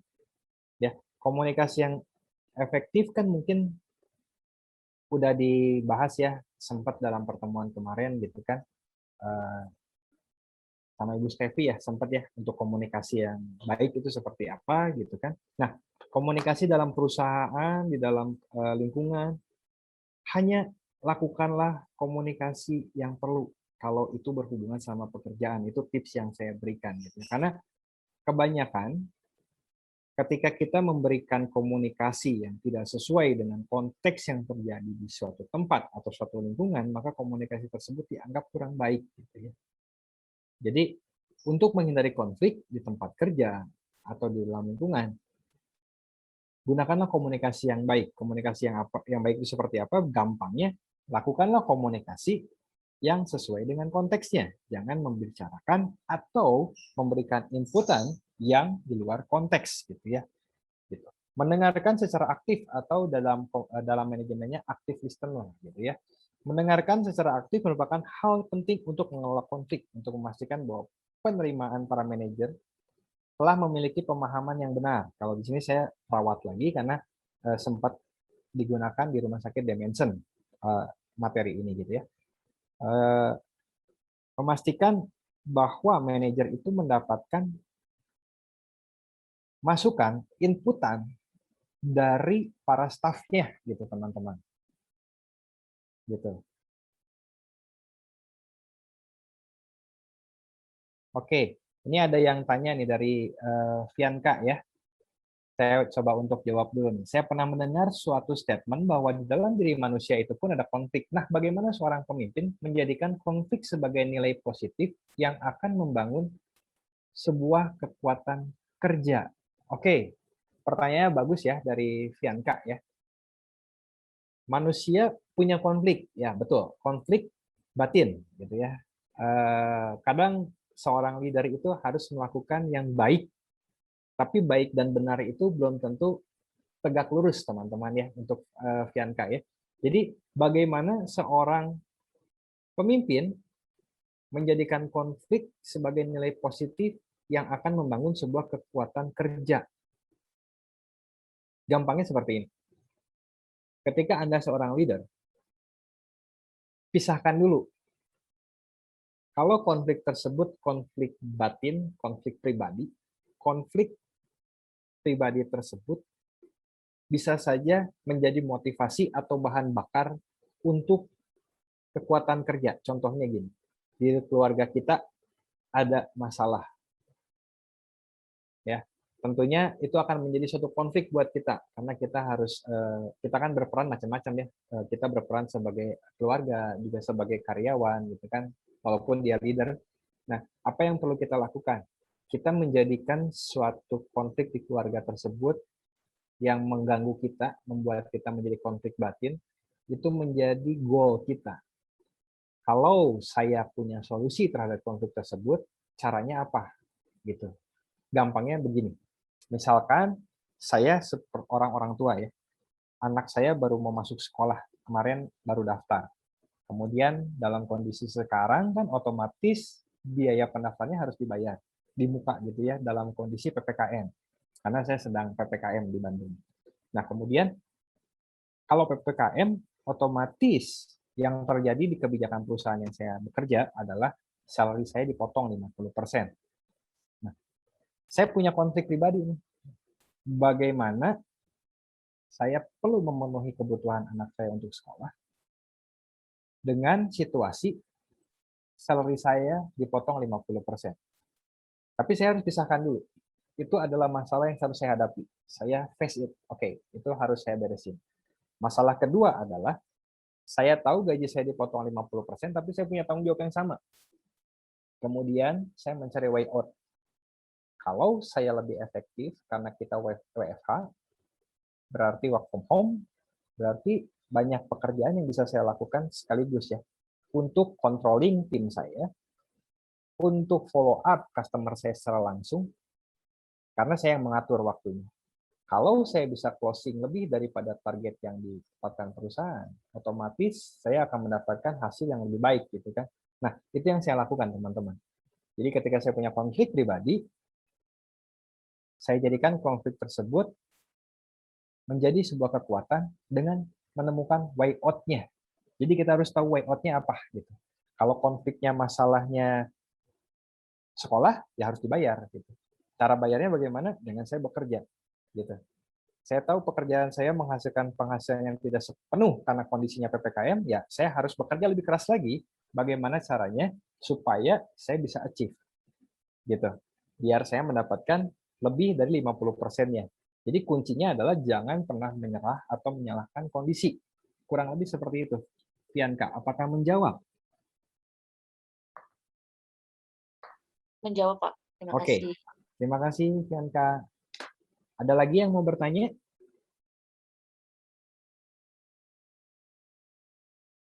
Kalau enggak, saya lanjutkan. Yang tadi sampai mendengarkan secara aktif ya. Jadi kalau kita aktif listener, kita akan tahu masalah-masalahnya apa gitu ya, teman-teman. Ketika kita tahu bahwa masalah yang dihadapi sama tim kita seperti apa, kita tahu cara menghargai mereka, kita tahu cara memberikan bagaimana reward yang pantas buat tim kita, reward yang pantas untuk rekan kita, maka tentunya kita akan menghindari sebuah konflik gitu ya. Maka kita dapat mengolah konflik tersebut dan menjadi pemenang di atas konflik. Next-nya, ini. Teknik atau keahlian untuk mengolah konflik. Itu kita harus, yang tadi, yang pertama, konflik itu sendiri apa? Jadi seperti yang ditanyakan sama Pianka, ketika di sana ada konflik pribadi, karena di dalam diri manusia itu pun ada konflik, kita harus tahu dulu, konflik itu apa? Konflik apa yang saya hadapi? Konflik saya secara pribadi, konflik saya di kantor, konflik saya di rumah, konflik yang berhubungan. Oke, konflik yang berhubungan antara yang di rumah pribadi, tapi juga yang di kantor. Karena penghasilan saya dari kantor untuk kebutuhan rumah. Jadi kita harus paham dulu, yang mana yang harus kita selesaikan dulu. Kalau udah tahu jalurnya, rule-nya, maka kita akan bisa mengelola konflik tersebut. Yang kedua, karakteristik orang-orang yang terlibat di dalamnya. Oke, kenapa kita perlu karakteristik orang-orang yang terlibat di dalamnya? Katakanlah begini, sebagai contoh, saya sendiri juga. Saya punya konflik yang tadi saya sebutkan, ketika anak saya harus masuk sekolah, di mana saya harus membayar penuh sekolahnya, sedangkan penghasilan saya dipotong 50%. orang yang terlibat di dalam konflik saya itu di rumah siapa? Pasti terutama adalah pasangan saya, istri saya gitu kan. Nah, karakteristik istri saya seperti apa? Apakah dia seorang yang worry, yang sangat khawatir, yang terlalu berlebihan khawatirnya, atau orang yang bisa menerima kondisi tersebut dan mencari way out? Karena ada orang yang terfokus sama masalah, ada orang yang terfokus sama solusi, gitu ya. Dan itu perlu dilatih, teman-teman. Jadi jangan takut ketika kita cenderung lebih berpikir kepada sebuah masalah. Bagaimana masalah ini? Waduh, kenapa ya saya begini? Kenapa saya bisa menerima ini? Tapi ada juga orang yang masalahnya ya sudah, saya mau cari solusinya. Salah atau benar tergantung bagaimana orang tersebut menyikapi situasi tersebut. Tapi kita harus tahu karakteristiknya seperti apa. Kebetulan saya membimbing istri saya juga untuk fokus kepada way out. Gitu, karena di dalam kondisi seperti ini yang saya terapkan adalah defense. Bagaimana saya bisa bertahan dan maju gitu. Kalau saya hanya merenungkan masalah yang terjadi dalam hidup saya nggak akan maju-maju. Gitu. Jadi kita harus tahu karakteristik orang-orang yang terlibat di dalamnya. Kalau karakteristiknya tidak sama dengan kita, sedikit banyaknya kita harus arahkan ke arah tersebut. Sama seperti yang saya lakukan terhadap supervisor saya di kantor. Karena kantor tetap menuntut target achieve 100%. Jadi dalam kondisi ini tidak ada diskon target gitu ya. Ada perusahaan-perusahaan yang memberikan diskon target, kebetulan yang saya tidak. Jadi bagaimana karakteristik supervisor saya, bagaimana tim sales saya harus tahu. Dan saya harus menyampaikan komunikasi yang efektif kepada mereka, biar mereka satu frekuensi dengan saya, dan mengelola konflik tersebut. Gitu.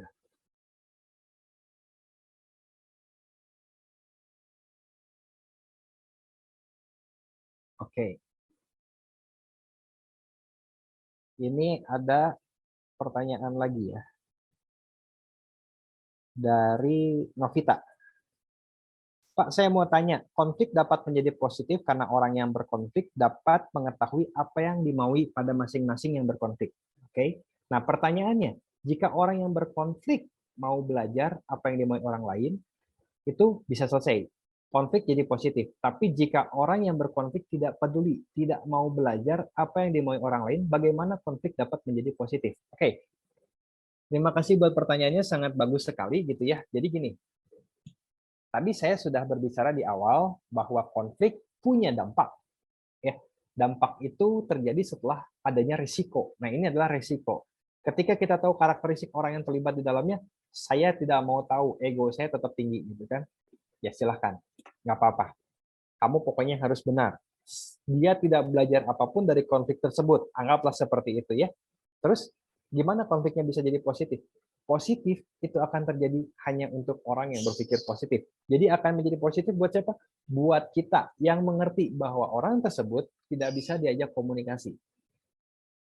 Ya, jadi tidak selalu konflik tersebut positifnya win-win, teman-teman. Bisa saja win-loss gitu ya. Tapi posisinya bagaimana kita itu bisa win. Itu yang paling penting. Kalau kita pernah mendengar, mungkin teman-teman pernah mendengar 7 Habit, teknik 7 Habit pun bisa dimasukkan ke dalam konflik manajemen. Jadi di dalam 7 Habit kita tahu bahwa yang harus dicari adalah win-win, bukan win-loss.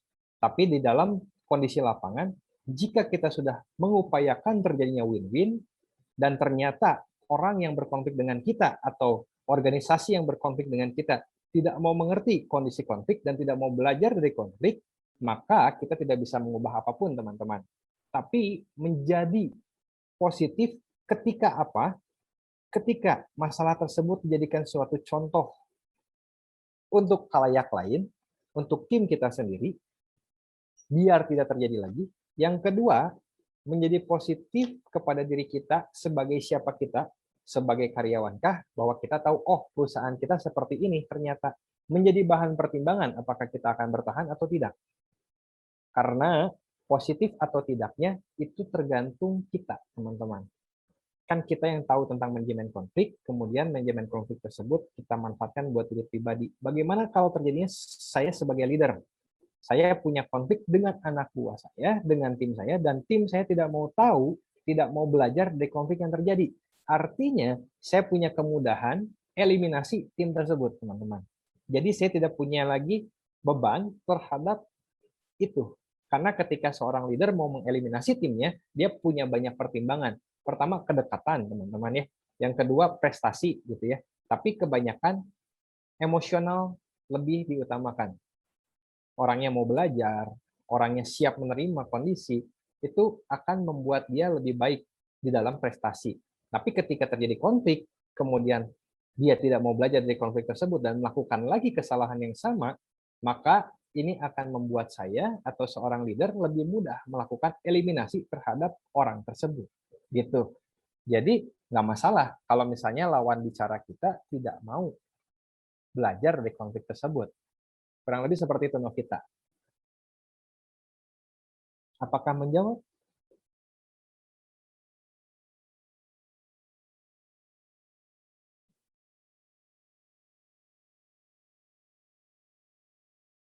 Novita, apakah menjawab atau kurang jelas? Oke, nanti kalau kurang jelas ini ya boleh ditanyakan lagi ya. Oke. Jadi yang ketiga nih, kita balik lagi keahlian atau untuk mengelola konflik. Keahlian individu yang terlibat dalam penyelesaian konflik, gitu ya. Itu juga perlu, gitu. Jadi kita perlu mengasah keahlian kita, wawasan kita selalu dengan acara seperti ini. Itu mengelola konflik akan lebih gampang, teman-teman. Karena kenapa? Karena kita menginvestasikan diri kita untuk belajar sesuatu yang lebih baik, gitu. Apapun itu, saya selalu belajar, gitu ya. Belajar dari banyak hal. Begitupun teman-teman, dari buku, dari acara-acara seperti ini, gitu ya. Itu menaikkan kita punya nilai, kita punya value. Nah, ketika kita punya value yang baik, maka keahlian kita untuk mengelola konflik akan lebih baik, gitu ya. Pentingnya isu yang menimbulkan konflik, gitu ya. Nah, isunya apa nih, teman-teman? Contoh ya, konflik yang terjadi sekarang ini. Kalau teman-teman dengar kemarin Bapak Presiden kita menyatakan bahwa kita harus PPKM ya, teman-teman ya. PPKM ini membatasi gitu kan. Nah, kemudian saya di Bandung, ketika PPKM diperpanjang, kemarin sempat mendengar dan melihat sendiri adanya demo yang terjadi, teman-teman. Jadi ada beberapa organisasi, kelompok masyarakat juga ikut tidak mendukung gerakan PPKM tersebut. Kenapa? Alasannya banyak. Isunya apa nih? Yang pertama, isu ekonomi. Karena dengan adanya PPKM, mereka tidak dapat menjajakan dagangannya kalau mereka seorang penjual atau pedagang. Ya. Untuk seorang pekerja, mereka tidak bisa bekerja karena perusahaannya tutup, gitu ya. Untuk pengusahanya sendiri yang memiliki usaha, mereka juga kesulitan mendapatkan penghasilan, kesulitan juga membayar gaji karyawan, gitu ya. Karena tidak punya order atau tidak ada aktivitas bisnis di dalamnya. Nah, isu ini kan menjadi konflik gitu ya. Saya hanya mengambil contoh ini karena ini real terjadi gitu. Isunya apa dulu nih teman-teman? Satu, isunya meredam terjadinya penularan secara massal. Yang satu, ekonomi gitu. Akhirnya bagaimana pemerintah melakukan pengelolaan konflik? Diadakanlah leveling. Kalau zonanya level 4, maka masih berlaku seperti A. Ketika dia sudah membaik masuk ke level 3, maka secara bertahap akan dibuka untuk perbaikan ekonomi. Nah, ini kan bagaimana pemerintah menyikapi masalah ini dengan active listening. Bagaimana pendemo tersebut akhirnya didengar oleh pemerintah, tapi pemerintah tidak mengambil keputusan hanya berdasarkan masukan atau hanya berdasarkan desakan. Tapi mereka berpikir lebih panjang lagi bagaimana apa yang mereka harapkan bisa dicapai dengan cara yang aman. Jadi penting isu yang menimbulkan konflik ini kita tahu gitu ya. Apakah isunya global, apakah isunya hanya isu pribadi, kita harus tahu teman-teman. Karena ini akan menentukan bagaimana kita menyelesaikan konflik gitu ya. Yang terakhir, ketersediaan waktu dan tenaga teman-teman. Ini penting. Kenapa? Karena banyak orang yang beranggapan saat ini adalah, aduh, saya udah males lah nanggepin masalah seperti itu, saya nggak mau. Nah, ketika kita tidak menyiapkan waktu dan tenaga kita untuk menghadapi suatu konflik, maka konflik tersebut bukan hilang, ya teman-teman. Jadi konflik tersebut bukan hilang, tapi konflik tersebut akan tetap ada dan kita pending, gitu ya. Jadi kita juga harus tahu nih, kita harus tahu bahwa kalau konflik itu sudah terjadi antara saya dengan si B, antara saya dengan organisasi, kita harus punya ketersediaan waktu dan tenaga kita untuk sedikitnya konsen menyelesaikan konflik itu dulu. Kecuali kalau konfliknya belum terjadi. Misalnya sedang ada konflik, kemudian kita tahu, oh ini akan menimbulkan konflik, kita menghindar, itu beda lagi teman-teman. Konfliknya belum terjadi sama kita. Tapi kalau konfliknya sudah terjadi dengan kita, maka kita mau tidak mau, pilihannya adalah kita harus punya ketersediaan waktu dan tenaga untuk bagaimana mengelola konflik tersebut. Jadi kita harus menyelesaikan konflik tersebut. Jangan sampai konflik digantung. Karena dengan konflik digantung, sama aja kita itu memelihara, membesarkan mereka, dan menjadi berkembang si konfliknya gitu ya. Gitu teman-teman. Oke, kita lanjutin. Strategi. Nah, ini strategi yang tadi saya bilang. Strategi bagaimana kita dapat mengatasi sebuah konflik gitu ya. Ada 6. Yang pertama, kita menghindar, teman-teman. Menghindari konflik dapat dilakukan jika isu atau masalah yang memicu konflik tidak terlalu penting atau jika potensi kontroversinya tidak seimbang dengan akibat yang ditimbulkan. Penghindaran merupakan strategi yang memungkinkan pihak-pihak yang berkonfrontasi untuk menenangkan diri. Jadi ini kalau udah terjadi, teman-teman ya. Kalau tadi saya bilang menghindar itu belum terjadi. Kita tahu itu ada konflik, tapi jangan sampai terjadi sama kita. Jangan sampai konflik itu menghampiri kita, kita menghindar. Kalau ini sudah jadi konflik, kita menghindar. Nah, tadi saya bilang, kalau kita menghindar itu, kita tidak menyelesaikan konflik. Memang tidak akan menyelesaikan konflik, karena di sini diketahui bahwa isu atau masalah yang memicu konflik tidak terlalu penting. Artinya kita biarkan dulu karena isunya tidak penting. Ya. Atau potensi konfrontasinya tidak seimbang dengan akibat yang ditimbulkan. Jadi kita pilah-pilah. Kalau kita konfrontasi dengan konflik tersebut, apakah seimbang nggak effort yang kita keluarkan dengan dampaknya, dengan reward yang kita dapat gitu ya. Nah, biasanya kalau misalnya konflik ini terjadi sama yang tadi ini, yang ditanyain. Masing-masing berkonflik, salah satu orang yang konfliknya nggak jadi positif gitu ya. Udah ditemuin, malah jadi makin besar konfliknya. Terus orang tersebut tidak ada kontribusi yang lebih gitu ya. Kalau kita timbang-timbang, value-nya cuma segitu, ya udah kita eliminasi aja. Karena kita menghindar. Saya nggak mau ketemu lagi, saya eliminasi kamu dari tim saya, clear. Kenapa? Karena tidak seimbang, teman-teman. Gitu ya. Yang kedua, mengakomodasi. Jadi memberikan kesempatan pada orang lain untuk mengatur strategi pemecahan masalah, khususnya apabila isu tersebut penting bagi orang lain. Hal ini mungkin akan timbulnya kerjasama dan memberikan kesempatan pada mereka untuk membuat keputusan. Jadi gini, ini kalau dalam hubungan cooling down dulu gitu ceritanya gitu ya. Jadi ketika si A dan si B sedang berkonflik, kemudian kalau langsung ketemu masih situasinya panas, teman-teman. Jadi kita akomodasi dulu. Ya sok, kamu cooling down dulu. Kamu coba bagaimana solusi yang kamu mau, gitu ya. Apa yang kamu pengen, kamu renungkan dulu. Menurut kamu baiknya seperti apa? Kita kasih waktu buat mereka. Kemudian baru ketemu. Nah, siapa tahu masukan dari teman kita atau lingkungan kita atau atasan kita atau tim kita itu bisa kita terima, teman-teman. Ya, jadi kita harus open minded, bisa kita terima. Kemudian apa? Kita bisa kerjasama, bukan menjadi oposisi. Oh iya, bagus ternyata, gitu ya.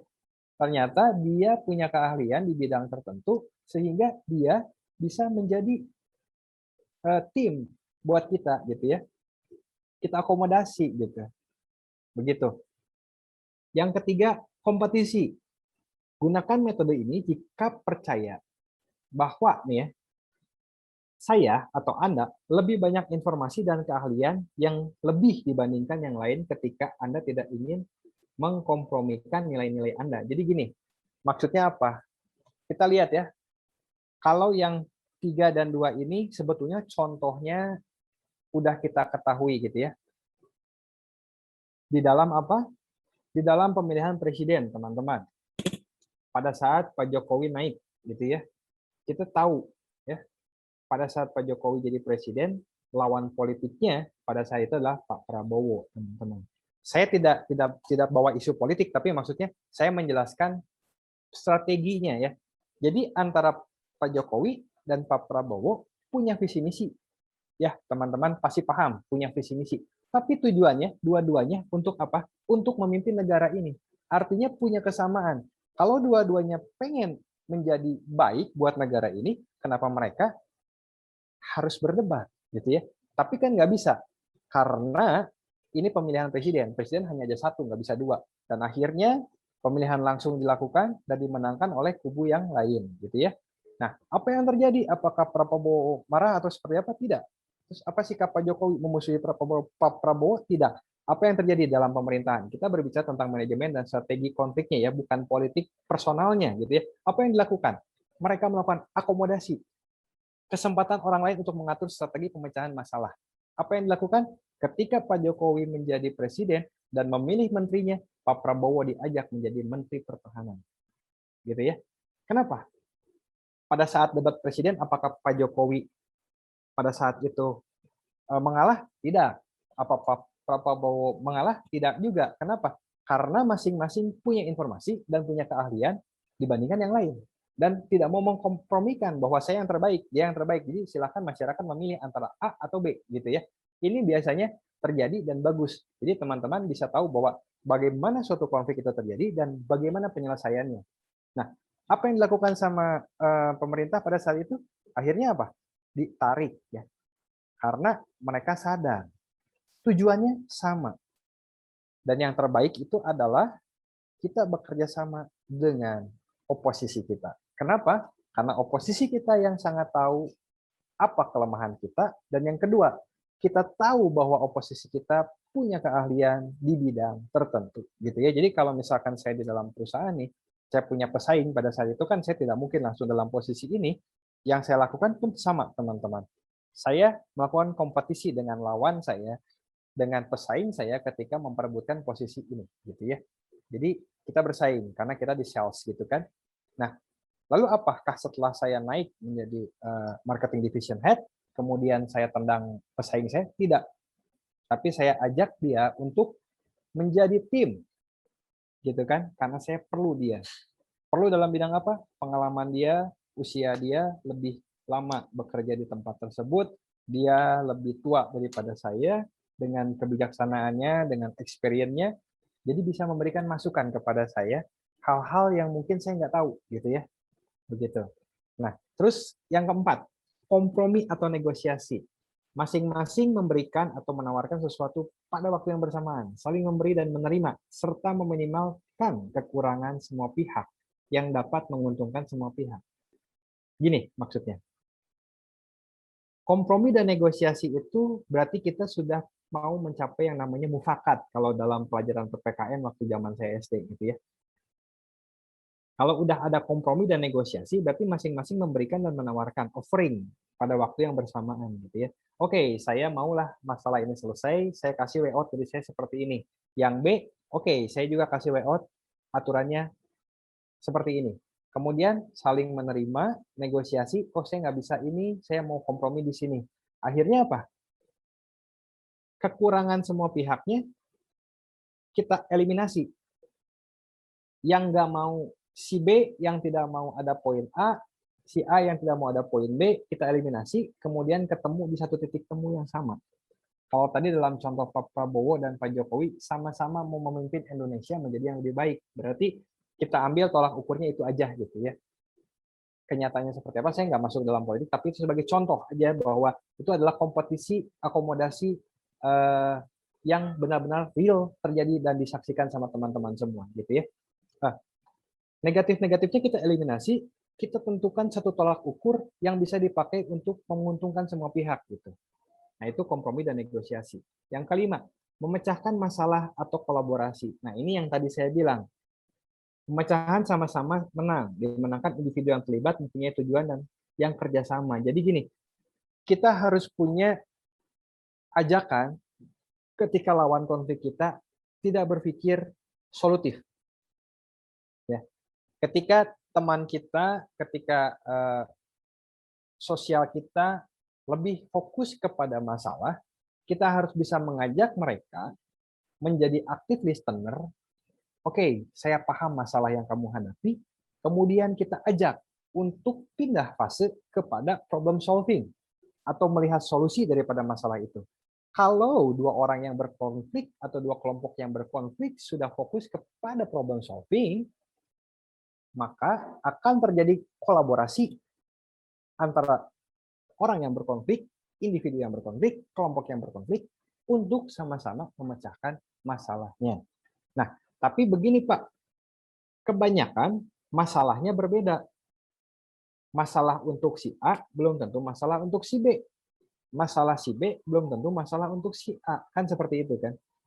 Nah, bagaimana caranya? Pasti ketika si A dan si B berkonflik, itu karena suatu perbedaan masalah. Tapi punya kepentingan yang sama. Jadi kita cari yang samanya, teman-teman. Karena sifat dasar manusia akan dekat dengan orang yang sama. Contoh, ketika kita interview, kemudian ditanya, asalnya dari mana? Oh, saya dari Bandung. Oh, kalau begitu, sama dong. Saya juga dari Bandung, gitu ya. Atau ketika kita kenalan, kita lagi naik bus, kita nggak sengaja ngobrol, terus kita kenalan dengan teman di sebelah saya, kamu dari mana sekolahnya? Oh, saya di SMPN Negeri 1. Oh, ternyata saya juga alumni di sana. Sama dong. Jadi orang akan cenderung lebih senang ketika memiliki kesamaan. Atau kamu suka BTS? Oh iya, saya suka BTS. Oh, sama dong, kita menjadi penyuka BTS. Kita maka akan menjadi suatu kelompok gitu ya. Jadi pasti akan ada yang sama, teman-teman. Kalau tidak ada yang sama, tidak mungkin orang tersebut mau menghubungi Anda untuk menjadi konflik. Contoh di kantor. Kalau saya berkonflik dengan tim saya, kepentingannya berbeda. Kalau saya, kepentingannya adalah target. Kalau tim saya, kepentingannya biasanya adalah insentif, atau kepentingannya adalah sudah berusaha maksimal, tapi tidak bisa memenuhi ekspektasi saya. Tapi punya kesamaan. Kita sama-sama karyawan. Nah, itu. Maka kita bisa kolaborasi. Kita cari yang sama. Oke. Yang keenam, perlu adanya satu komitmen dari semua pihak yang terlibat untuk saling mendukung dan saling memperhatikan satu sama lain. Jadi ketika kita sadar nih ada konflik, kita perlu komitmen antara si A dan si B, antara kelompok A dan kelompok B untuk sama-sama. Kita udah punya solutif, karena kita semua udah berpikir yang sama, frekuensinya sama, kita kolaborasi gitu ya.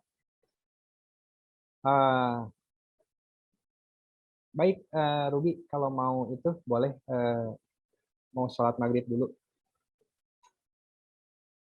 Oke, teman-teman, mohon maaf, ini apakah ada yang mau sholat dulu, baru saya lanjutin lagi, atau gimana, Pak? Kita, buat teman-teman yang ingin menunaikan ibadah sholat maghribnya, monggo dilanjut aja, nggak apa-apa. Oke. Tapi kita akan jalan terus, kalau nanti sempat balik lagi dan kita masih ada di Zoom, monggo ikut kembali juga nggak apa-apa. Tapi kalau misalnya nanti teman-teman ketinggalan sesi terakhir ini, nggak apa-apa, nanti dari panitia akan share link YouTube-nya untuk teman-teman bisa nonton kembali full materinya. Gitu Pak Evan, monggo Pak. Oke, baik Pak. Oke ya. Saya lanjutkan kalau begitu, karena ini tinggal 2 slide lagi. Yang tadi perlu adanya suatu komitmen ya. Jadi kalau kita sudah sadar, kita sudah bisa menghindar, kita sudah bisa mengakomodir, kita bisa melakukan kompetisi di dalam sebuah konflik, kemudian kita juga bisa kompromi atau negosiasi atau memecahkan masalah bersama, kolaborasi, kita perlu komitmen, teman-teman. Kalau kita mau menyelesaikan masalah itu, kita mau selesai, ya kita selesaikan bersama gitu ya. Itu strategi konflik. Ini yang terakhir, teman-teman, sebagai penutup ya. Petunjuk pendekatan situasi konflik ya. Jadi bagaimana konflik ini bisa terjadi sih gitu ya. Ini yang perlu diperhatikan nih, tanda-tandanya nih ya. Pertama, diawali penilaian diri sendiri, teman-teman. Jadi kita kadang-kadang tidak objektif ya, kita subjektif ya. Si A itu begitu, si B itu begitu ya. Itu penilaian diri sendiri. Yang kedua, analisa isu-isu seputar konflik ya. Jadi itu penting. Jadi analisa kita bisa saja salah gitu ya. Kita harus menganalisa dengan benar, dengan sumber data yang benar. Yang ketiga, tinjau kembali dan sesuaikan dengan hasil eksploitasi diri sendiri. Gitu. Jadi tinjau kembali gitu ya. Apa yang terjadi itu kalau kita punya analisa, benar nggak analisa kita? Kita harus cari. Ya. Atur dan rencanakan pertemuan antara individu yang terlibat konflik. Ya. Tadi saya bilang perlu tenaga, perlu waktu. Jadi kita harus ketemu, kita harus selesaikan gitu ya, untuk bertanya kembali. Jangan-jangan hanya penilaian pribadi saya, gitu ya. Siapa tahu dia tidak seperti itu, cuman kita menganggapnya dia seperti itu, gitu ya. Siapa tahu perusahaan tidak bermaksud seperti itu, cuman kita yang menganggapnya seperti itu. Karena contohnya gini, karyawan di WFH-kan, dipotong 50%. Kalau kita berpikir negatif, artinya oh ini calon mau di-cut, gitu ya. Oh ini perusahaan mau bangkrut, gitu ya. Enggak juga teman-teman. Jadi kita harus tahu gitu ya, belum tentu apa yang kita pikirkan pasti terjadi seperti itu. Kita harus ketemu dan harus bertanya, gitu ya. Memantau dari sudut pandang semua individu yang terlibat. Jadi siapapun, mau itu kelompok atau organisasi yang berkonflik, kita harus tahu, kita harus pantau sudut pandang mereka. Jangan-jangan sudut pandang kita yang salah gitu ya. Atau paling sering saya gunakan gini. Kadang-kadang orang tidak mau disalahkan sudut pandangnya. Bahwa sudut pandang A itu pasti benar, sudut pandang B itu pasti benar, C pasti benar. Kalau begitu, kebenaran mutlak yang mana gitu kan? Kalau misalnya semuanya disamakan sudut pandangnya, berarti ada yang mengalah. Biar win-winnya biasanya saya berkata, perbaiki jangkauan pandangnya. Jadi bedanya begini teman-teman, sudut pandang dan jangkauan pandang. Ketika Anda melihat sudut A dari lantai 1, ya, dan Anda naik ke lantai 3 melihat sudut A, maka jangkauan pandang Anda akan lebih luas. Apa yang dilihat sama si A akan dilihat juga oleh Anda, tapi Anda akan bisa melihat C, D, E, F, G-nya, gitu ya. Jadi saya selalu berbicara sama tim saya, sudut pandang ya udahlah, kita nggak bisa samakan, karena itu berhubungan sama ego. Tapi perbaiki jangkauan pandang. Karena ketika jangkauan pandang Anda diperbaiki, maka Anda akan melihat sudut pandang saya. Artinya, dengan melihat ke sisi yang sama, tapi Anda bisa melihat juga sisi saya. Gitu. Jadi, kita perbaiki yang namanya jangkauan pandang. Gitu ya. Jangan memaksakan sudut pandangnya harus sama. Gitu ya. Yang 6, mengembangkan dan menguraikan solusi. Gitu ya. Jadi, nah ini, komunikasi yang baik, karena kita aktif listener, kita bisa menguraikan solusinya satu-satu. Yang pertama, A, bla bla bla, harus begini. Yang B, bla bla bla, C, bagaimana? Karena apa? Kenapa harus diuraikan? Tidak semua orang menangkap sama. Cara belajar seseorang berbeda. Cara komunikasi seseorang berbeda. Kalau kita sudah lebih tahu daripada yang lain, maka kita harus mengembangkan solusi dan menguraikan solusi tersebut secara jelas dan detail gitu teman-teman. Biar apa? Jangan ada mispersepsi. Ya itu di communication skill udah dijelasin ya kemarin ya. Jangan sampai mispersepsi gitu ya.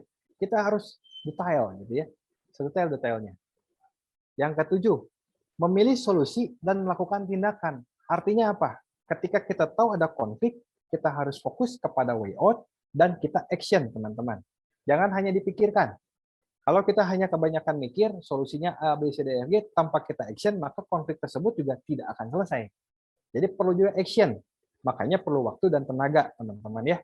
Nah, yang ke-8 ini, merencanakan pelaksananya kapan. Kalau kita sudah tahu nih kita mau action untuk menyelesaikan sebuah konflik, nah kita harus laksanakan.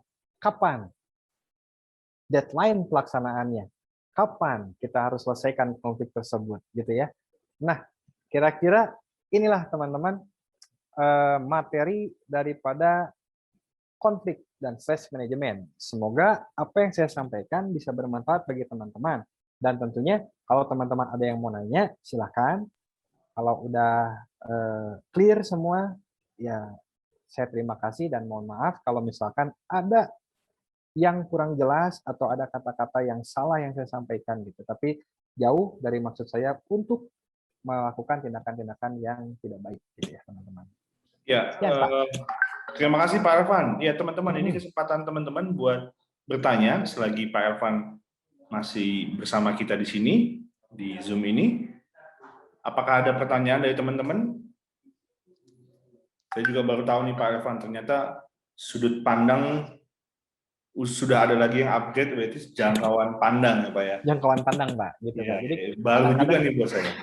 iya, Pak, soalnya kadang-kadang kan kalau sudut pandang ya, kadang-kadang kita malah jadi konflik ya. Sudut pandang kamu tidak begitu kan. Biasanya kalau suami istri paling sering kayak begitu, Pak. Beda sih sudut pandang gitu kan. Tapi kalau kita perbaiki jangkauan pandangnya, ya siapa tahu istri kita bisa melihat sudut pandang kita, suami juga bisa melihat sudut pandang istri gitu, Pak. Iya, Jadi iya, konflik iya. Benar-benar. terselesaikan. Sama satu lagi tadi yang di sesi pertama, bahwa konflik itu bukan hanya berarti negatif, tapi konflik itu bisa jadi arti positif juga ya Pak, buat Betul, betul, Pak. organisasi gitu. Iya, betul. Ya, ya, ya. Gimana teman-teman, masih ada pertanyaan kah? Oke. Tampaknya sudah tidak ada pertanyaan Pak Evan. Sudah tidak ada Ya. pertanyaan, Pak ya. Berarti Ah, jelas ya, Pak, 80% lengkap gitu. amin. Mudah-mudahan clear semua buat teman-teman. Jadi apa yang disampaikan tentang konflik ini menjadi bisa teman serap ke dalam kehidupan masing-masing ya Pak Irfan ya gitu ya Pak. Iya, Pak, gitu, Pak. Oke, mungkin ada kesimpulan akhir Pak buat teman-teman ini mengenai konflik manajemen ini. Oke, ya teman-teman, sebagai penutup untuk kesimpulannya, jadi yang namanya konflik itu kita tidak bisa hindari, teman-teman. Dan konflik pasti akan terjadi dimanapun kita berada. Makanya perlu pemahaman bagaimana kita untuk menyelesaikan sebuah konflik, baik itu di dalam lingkungan sosial, di dalam lingkungan keluarga, ataupun di dalam lingkungan pekerjaan. Dan tentunya juga konflik pribadi kita, gitu ya. Jadi kita harus bisa memilah, kita menentukan konfliknya apa, dan mencari way out-nya. Jadi jangan terlalu lama terfokus sama masalah, tapi kita harus fokus kepada way out, teman-teman. Seperti itu sih. Ya. Oke, baik. Terima kasih sekali lagi Pak Evan untuk kesimpulannya, sangat mudah-mudahan jadi berarti buat kita bisa terapkan di kehidupan kita sehari-hari, dan teman-teman kita berikan aplaus dari jauh untuk Pak Evan atas semua materinya hari ini. Dan untuk besok kita akan masuk ke topik yang baru, yaitu mengenai teamwork, dan materi yang akan kita bahas adalah mengenai materi pertama yang kita bahas mengenai positive teamwork. Jadi teman-teman jangan sampai ketinggalan setiap materi yang akan kita berikan di minggu ini, di minggu terakhir ya dari pelatihan PSU Youth Learning Academy kali ini. Baik, dengan demikian telah kita ikuti rangkaian acara PSU Youth Learning Academy hari ini. Kami ucapkan atensinya dan partisipasi teman-teman semua dari awal hingga akhir masih standby di sini. Dan tidak lupa kami juga mengingatkan untuk tetap menjalankan protokol kesehatan, jangan lengah, tetap menjaga jarak, hindari kerumunan, dan selalu cuci tangan, serta yang pastinya sih selalu tetap kreatif dan produktif ya. Oke, saya beserta tim yang bertugas hari ini pamit undur diri, dan Pak Evan juga kami pamit diri. Terima kasih sekali lagi atas semua materinya. Sama-sama, Pak. Semoga ini bisa bermanfaat bagi kita semua. Oke, Terima kasih, Pak. sehat selalu teman-teman dan selalu semangat pagi. Terima kasih semuanya.